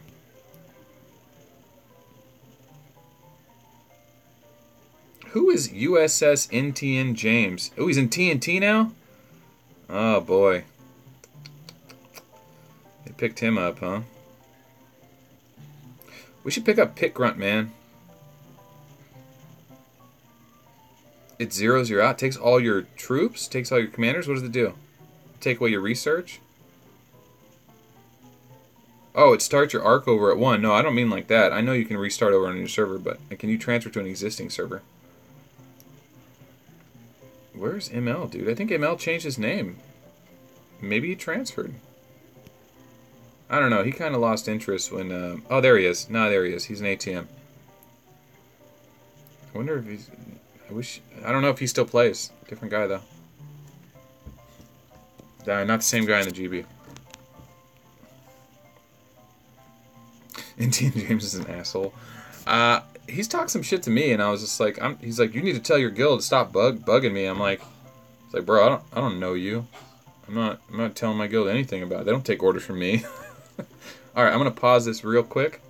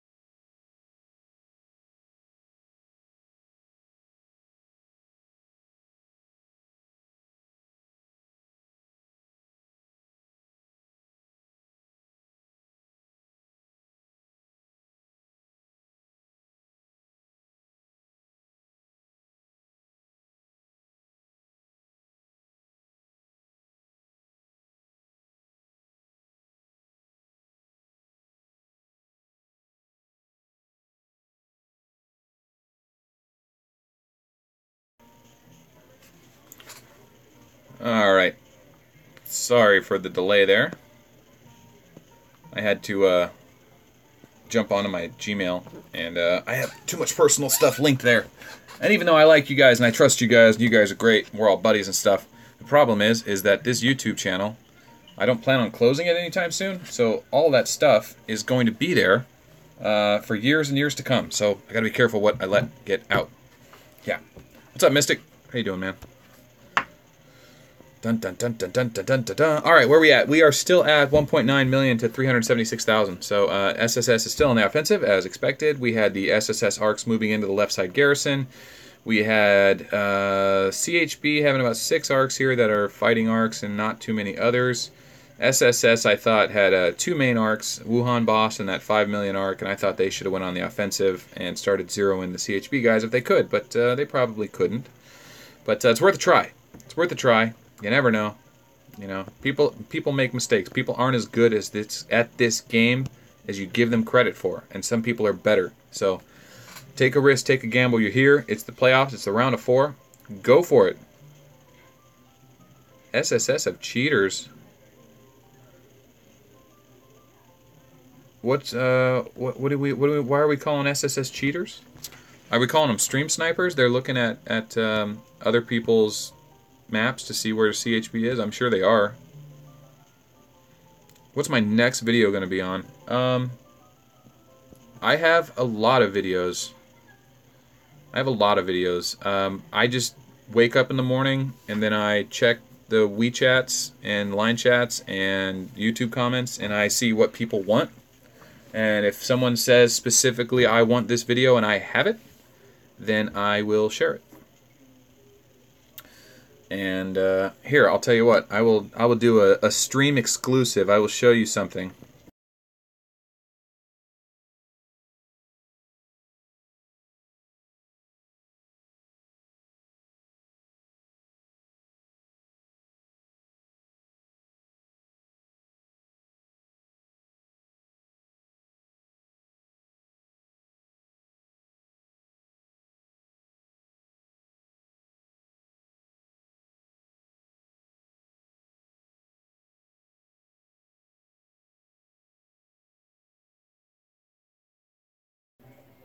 Okay, are we live? I think we're live. Are we live? There we go. Alright, so here is the thumbnail list of all the videos that are either in the works or completed. There was a sweet sale on Sam's Club. There's most of these are the breakdown videos. There was a farming tiles tips and tricks video I was setting up, and I just decided I was just really not interested in that low-level content stuff. It's just not something I'm into. The people I spend all my time talking to about this game all know that stuff. So unless there becomes like a new resurgence of fresh young players that really want to get that content, I'm probably not going to push it anytime soon. This is the Rogers thumbnail video. I really like this one. I haven't finished the video. It's close. I promised I wouldn't finish that video until I did it in a hat. So I've got most of the research done. I just need the hat to finish it off. So that is what's going on with the state of the videos. There's about 30 in the works there. So some of those are done, some of them aren't. But there you go. That's what my workload looks like. Yeah. It's a lot. It's a lot. Raiden, I need high-level replays. I need to see what Tier 2 does against Tier 2. Tier 2 versus Tier 2 is fine. I don't need to see Tier 9. Tier 2 versus Tier 2 is fine.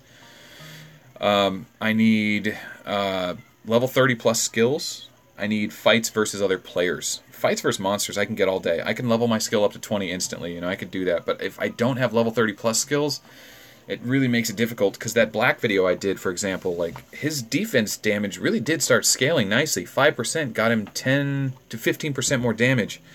And I thought, man, if I had taken that skill from level 20 to level 60, I could have gotten maybe hitting as hard as Golem did in pure defense skill. In pure off, I was thinking in my head, if I had black trigger his skill in pure defense gear, he would hit as hard as Golem does in pure offense gear, which is crazy because that means like it's almost like wearing 2 sets of gear, but only 40% of the time, which is pretty absurd.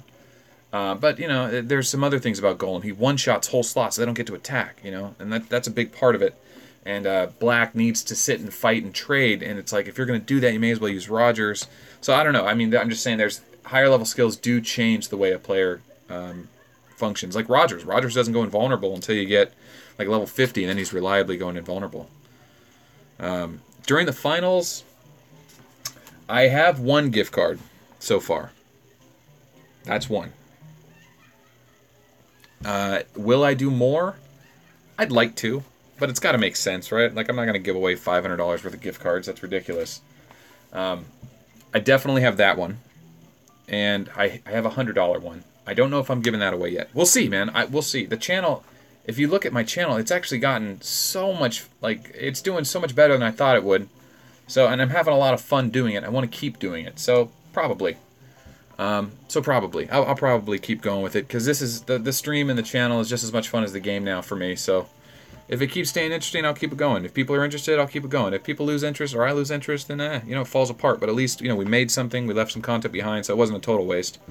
But yeah, the playoffs are going to be big time. I think it's going to be more Vera talk.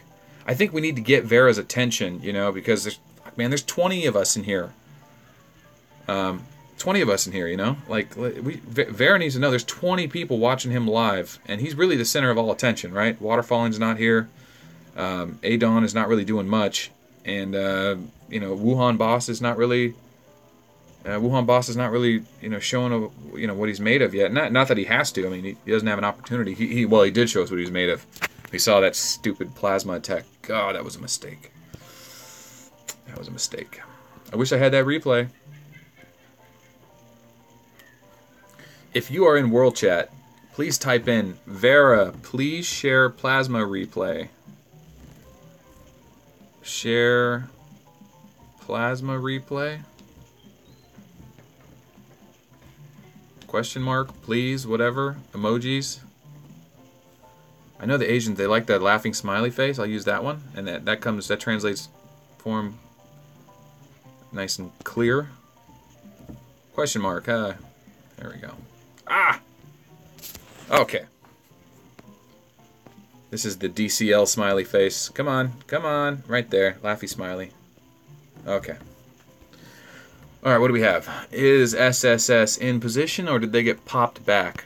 The problem is if you try to fly to the enemy side, if they target the tile you're going to, it'll actually target your hull even in the darkness. So they can just send into the darkness as long as they can target the tile. There's 2 ways to target an arc, the arc itself or the tile itself that they're going to. As far as the Vega video is concerned,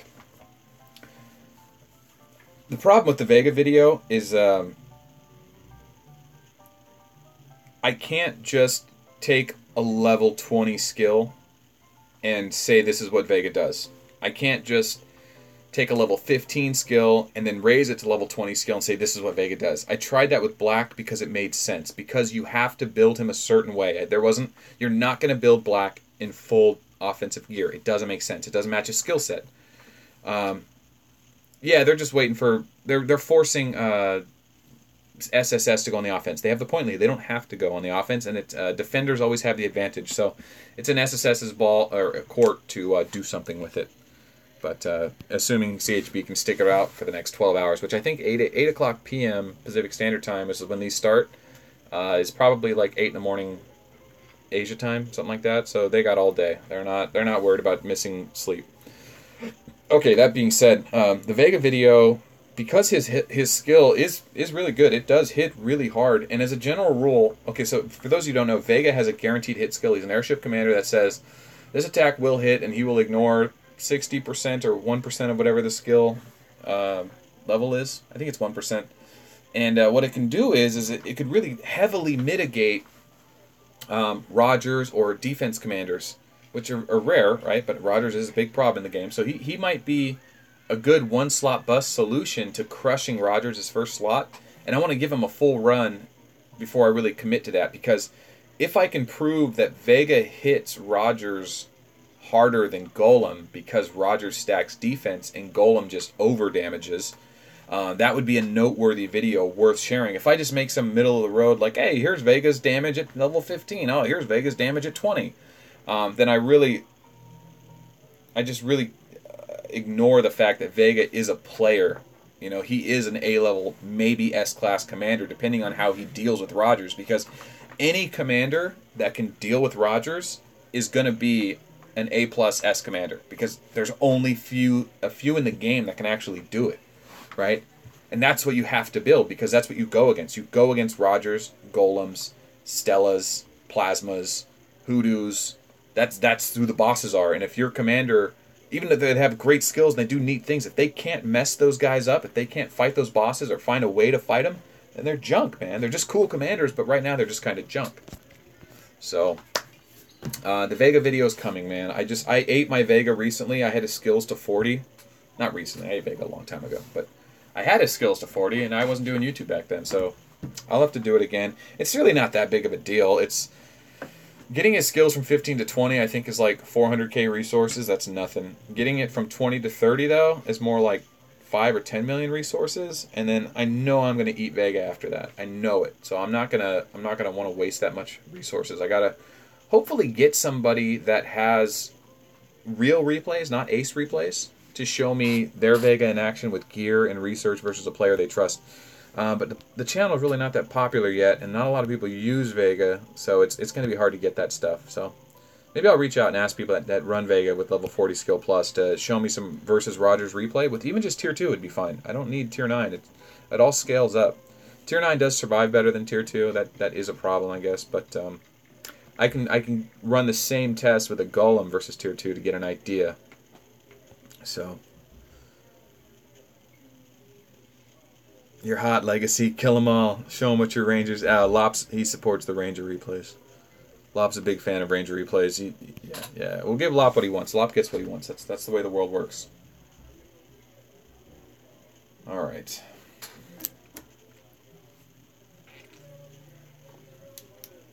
I don't know, guys. It's 11:20. We're 3 hours into this thing.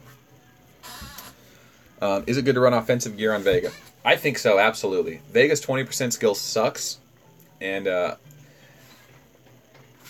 even at level 40, his 20% skill sucks. It's a heal. Whenever he takes damage, it's called breakdown, I think, or is that the guaranteed hit skill? Anyway, whenever he takes damage, he heals. But it's like 20% of the damaged troops. It's such an insignificant amount compared to Grievous or Galileo. But in that same conversation, it does heal, right? It's useful. It doesn't just adds a crit. It's like, well, everything crits. Some skills are done like that. I don't know. Maybe it's good to run Vega half defensive, half offensive because of that. But then again, it's like, hold on. The point of talking about Vega is so that we can break one slot break Rogers, because it lowers his defense. It doesn't mitigate his damage. Rogers' skill is not defense based; it's damage based. It's unique to that. There are other commanders that reduce damage taken, but none of them go over 60%, which makes it useless. Because even if you mitigate 40% of a damage that was going to one-shot you anyway, you're still losing the fight. It's just lose less. Rogers goes to the next level and says he can straight up go immune. He's just got to survive the first 3 or 4 hits. That's pretty amazing. Yep, I will, man. I'll take a look at it. Thanks for stopping by. I'm gonna close this thing up here pretty quick. So if you guys have questions, or if you want to know anything, or if you want to tell me something I missed, hit me up in the comments, or hit me up on one of my YouTube videos. I'll check them all in the morning. I try to reply and respond to all of them. I don't know. I think it helps out the YouTube algorithm, and I legitimately want to interact with people and make this thing more popular and get players talking. That's the only way you're going to find out more about this game. And so far, what this channel has done for us, it's exposed Maruko, it's exposed Rock, it's exposed Bullet. The tier suppression beating mechanism has been exposed because of this channel. And what's next? I don't know. We found out that Darurai sucked. Finding out something that's not useful is just as important as finding out something that is useful. He's no longer an enigma. Darurai he's just bad. Not totally bad, but at least we know what he does. Exorcist is going to be revealed soon. That's going to be interesting. And we're going to solve some high-level plasma fight issues, because plasma does better with HP gear. at low level, but at high level, he seems to do a lot better with attack gear. We're going to figure that out, exactly what the right balance is for the average type of gear people are running at, 20, 30 million power. Because I think that's a lot of what people are interested in. That's what they're aiming for. That's what they're currently at. So, yeah. And why everyone should get plasma. I haven't even made a video about plasma yet. Have I? Yeah, I kind of did. A little bit about plasma. Suave is super active. Suave is, I think Suave is actually a student. I don't know. His work obligations are different than mine, so I'm able to be on a lot more than he is. So, he's coming around, man. It's like it takes time to commit to these videos and start doing this stuff. He's getting there, and we need all the content creators we can get. So I try to encourage everyone that wants to make videos and get involved and just submit content, because the more the merrier. Like I said, when I first started doing this thing, the only guy making videos was Mandalore, and he had just a couple of videos, and by the time I was actually desperately looking for content, I was already kind of at that level, so it didn't do much for me. So I'm trying to fill in that gap that was missing when I started. But anyway, all right, now we're getting all sappy and tired. We got to focus. Let's talk about the GB, where we're at, what we expect to see, and let's close it down. So Vera's still hiding in the back. He's done what he needs to do to secure his point lead. He has put in his worth. He put his nuts on the table. He scored the points. SSS sent to Plasma. Their best answer was trying to send 3 slots. It was not a good idea. They lost the points in the process. I think they sent the right amount of troops. They just sent too many troops in slots 2 and 3. They shouldn't have sent any at all. But yeah, Plasma could have got lucky, and Golem maybe didn't have could not have landed a crush or Gemini or guaranteed hit. Maybe Plasma could have had a bonus dodge, 40% skill trigger, and maybe he could have dodged the first round. Plenty of dice roll. There's no guarantees in this game. There's a little bit of luck, but luck didn't go their way. Maybe the formation was bad, and I think he didn't have first strike. They should have sent a weenie first. Maybe they did. I didn't see it, but yeah, that's why SSS is behind. That's why he's. They made a bad call there to get rid of that Golem. They had to get rid of that Golem somehow. Golem didn't stick around. He pulled out soon after, not right away. He did leave him there for a few minutes. He gave him some chances, but SSS had an opportunity. CHB was on the offensive. They gave up the point lead, and now we're at a point where SSS's main ships are coming into play. No, that's still the same 2 main arcs. So it's 6 CHB big arcs versus 2 other SSS arcs. Now 40 of their most active, loyal guildmates working on their alternates, trying to just be a perversion or I don't know, a pain, a thorn in Vera's focus and his efforts, but it just wasn't enough. And they did try to make a move on the left stronghold. It didn't work out. As they would move, they would just get knocked away. CHB sitting pretty now. I'm assuming this is going to be a little bit like the finals of last season. There may be nothing else here. If what's his name, Wuhan Boss, decides to make a run and try to hold one of those strongholds, he's going to lose, and he's going to heal all of his tier 10, which is incredibly expensive, like $100 expensive, stupid kind of stuff, maybe more. And he's not going to want to go into a Zerg fight unless I don't know what other arcs SSS has. They obviously made it here. They're obviously very organized, but they may not want to go for it. They might just say, we made it to the round of 4. We'll battle to get 3rd place with whoever loses the next game, and that might be enough for them. They still get the Spirit Stone at 3rd place. They just don't get 2. First place gets 2. I'll show you what I mean. So they get 2 Spirit Stones for 1st place, 1 Spirit Stone for 2nd place, 1 Spirit Stone for 3rd place. I think it should probably be a little different. Yeah, hey man, I'm glad you. Hey Zukan, what's up, man? I know you. Thanks for chiming in, man. Glad you enjoyed it. I'm gonna be closing it down here with you here soon. So if anything amazing happens in the morning, I'll post something about it. Probably not though. But yeah, let's base it off that with the top 3. We're closing it out. So the top 3 get the Spirit Stone. 1st place gets 2.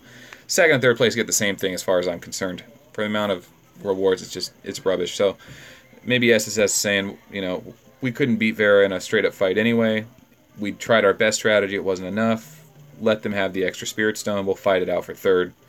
We'll have a better chance of spending on the 3rd place, qualifier as opposed to trying to beat the Grand Champion, because then they still have another fight after this. So we're going to leave it at that. So, guys, thanks for joining me tonight. I'm glad I didn't have to watch this alone, because I have been watching these alone for the last 2 seasons. So, thanks for joining me. Thanks for watching the video.